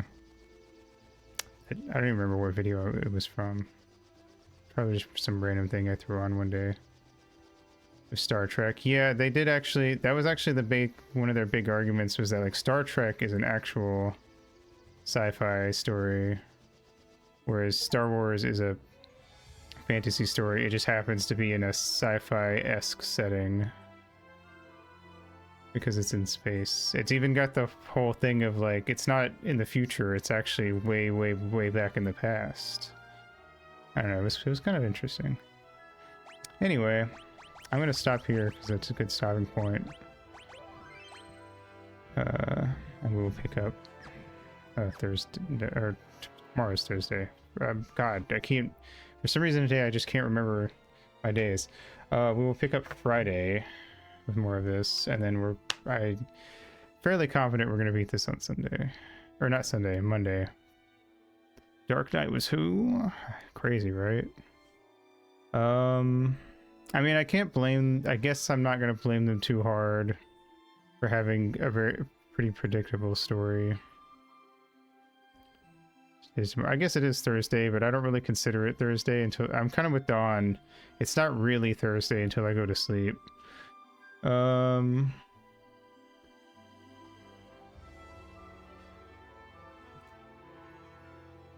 is a social construct anyway, who cares? What was I gonna say? I'm pretty sure we're gonna beat it Monday. Because I'm gonna do like an 8 to 9 hour game. I might change my mind and start extra early just so to be absolutely sure. Like, I don't know, maybe do one of my like I'm gonna stream basically all day streams, and then I think the next game after this is Mega Man 2, if I remember right. So what I could do maybe is I'll just, I don't know, do one of those all day streams type dealios. And then like whenever we beat this, we'll jump into Mega Man 2, and because like if we do like an all day, like one of those like really long like 12-ish hour streams, I could definitely beat it Monday, like no question. So I guess what I could do is maybe schedule one of those, beat this game, and then we'll go to Mega Man 2, do Mega Man 2, and then just whatever time of day I happen to beat Mega Man 2 at will be the end of stream, maybe. Whether it takes me 6 hours to finish this and then beat Mega Man 2, or it takes me 2 hours or 12, whatever, that however long it takes, that will be Monday's stream length, I guess. Which I feel like it shouldn't take me more than like 5-6 hours to beat this game on Monday at the pace we're going. So I'm gonna do another like 4-ish hour stream Friday, and that'll put us 12 hours in. Well, maybe it'll take, I don't know, because when I looked into it, apparently this game is like, according to how long to beat, this game is 22 hours, but they don't separate Pixel Remaster and the original, which means that time is like a combination of the original and the Pixel Remaster. And I'm already somebody who beats games a little faster typically than what how long to beat says usually, unless it's like a very story game, like a visual novel or something, because you know you actually have to read tons and tons of text. If anything, I'm gonna play this slower because I'm reading out loud, or well, I guess in some cases like Danganronpa, it's voice acted pretty heavily, so that means everyone's kind of going at a similar pace, unless you're not listening and you're just speed reading, which is fair. But anyway, yeah, so that'd be 12 hours after Friday's stream, 12-ish hours, and then that would, but it shouldn't take me 10 hours on Monday, I wouldn't imagine, to beat the game. I also have a walkthrough for when I get lost. Actually, let's look at the walkthrough. How far are we as far as that's concerned? Okay.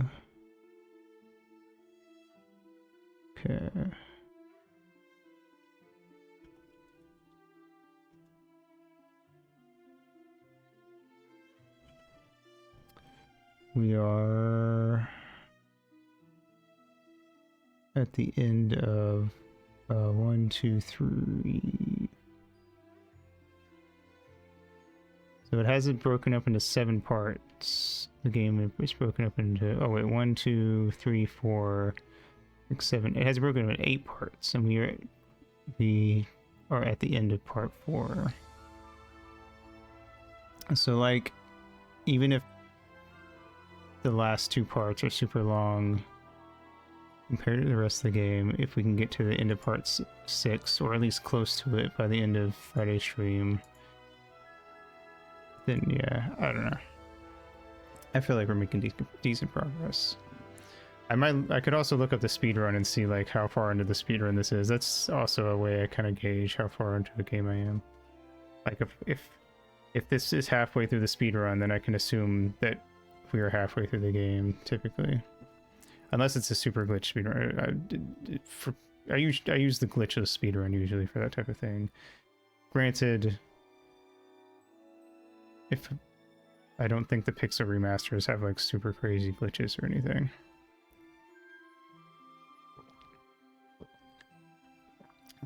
Like, I've watched speedruns of multiple of the Pixel remasters, and I don't remember any of them having like huge game-breaking glitches. The RPGs usually tend to be pretty straightforward, except when it's stuff like Gen 1 Pokemon. But even then, even when an RPG does have a glitched thing, I usually prefer to watch the non-glitched thing. That's just kind of true in general. I feel like I always find the super glitchy speedruns to be fun to watch like once or twice. It's like wacky to watch your first time, but the speedruns where they actually go through the whole game interest me more because I like to see like all the little optimizations that they have to make along the way. I don't know. It's just personal preference. Anyway, let me close out of this game. Oops. For some reason the quit game is in configuration. I always find that weird when you have to go to the options menu and then scroll all the way to the bottom to find the quit game button.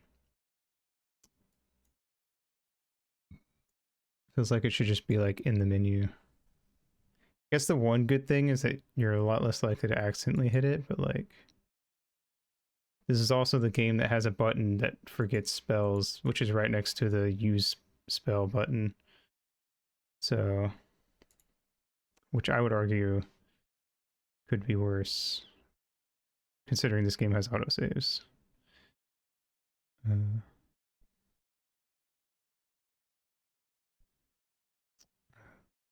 Which means if you forget a spell, you have to load a save.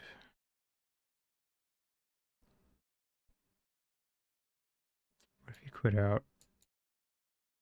I think if you quit out, you can just hit continue and it'll just throw you back into your last. I'm pretty sure it works that if your last save was an autosave, you can just continue from that. If not, that's kind of fucked up actually.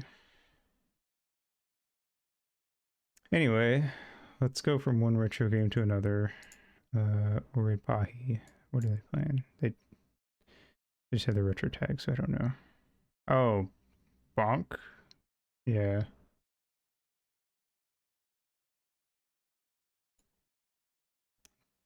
Anyway. Yeah, so I'm gonna be opening Yu-Gi-Oh! Packs tomorrow, ASMR voice style.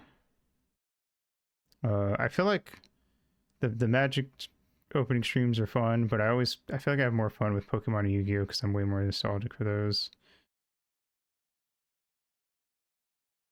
So I'm looking forward to this one. And then 2 weeks from now, we'll do the Pokemon one. I feel like Pokemon is probably my favorite of the 3 card games that I collect. Because it's simultaneously something I'm nostalgic for, and if I was going to play a card game, it would be Pokemon. Like if I was going to actually get it into one seriously. But Yu-Gi-Oh! Is also cool. And also, I'm a little otaku bastard, so the more anime style cards tickle my brain. Anyway, and then we're gonna play more of this Friday. I'm gonna be on Poke's channel Saturday night for D&D. This time I will try to actually remember to ping in the Discord for it. Last time I forgot because my internet went out literally 13 minutes before stream, and we were trying to get me set up on mobile to be able to play. So I just totally forgot about all that. And then Sunday we're gonna read Nintendo Power. And then Monday we're gonna finish this and maybe play Mega Man 2. We'll see. I guess that's it for me. Cool. All right, BPR. Go follow Ringo. They made my PNG and most of my emotes. Even if I ever someday stop using the PNG, I will always remember emotes will always be Ringo emotes, so they're epic and cool. Mega Man 2 now without coins. Is that a DMC2 reference? Or is there a thing? I've never played Mega Man 2. I don't know if there's coins in it. Anyway. There's my socials as well. And yeah. Mega Man 1 was an arcade game. Was it an arcade game before it was an NES game? I didn't know that. I've only ever known it as an arcade game or as an NES game. That's cool. I did not know that. I realized the other day that like I have a lot of gaming knowledge, but it does not extend very far beyond console games. Like I don't know a lot about PC games or arcade games. Which is fair, I guess, because I mean, it's not like I didn't grow up playing PC games or going to arcades, so. But that, I guess that does explain some things about Mega Man 1. Anyway. Neat. Thanks for coming out. Have a good day, good night, whatever it is for you guys. And I will see you all in the next stream. Mwah.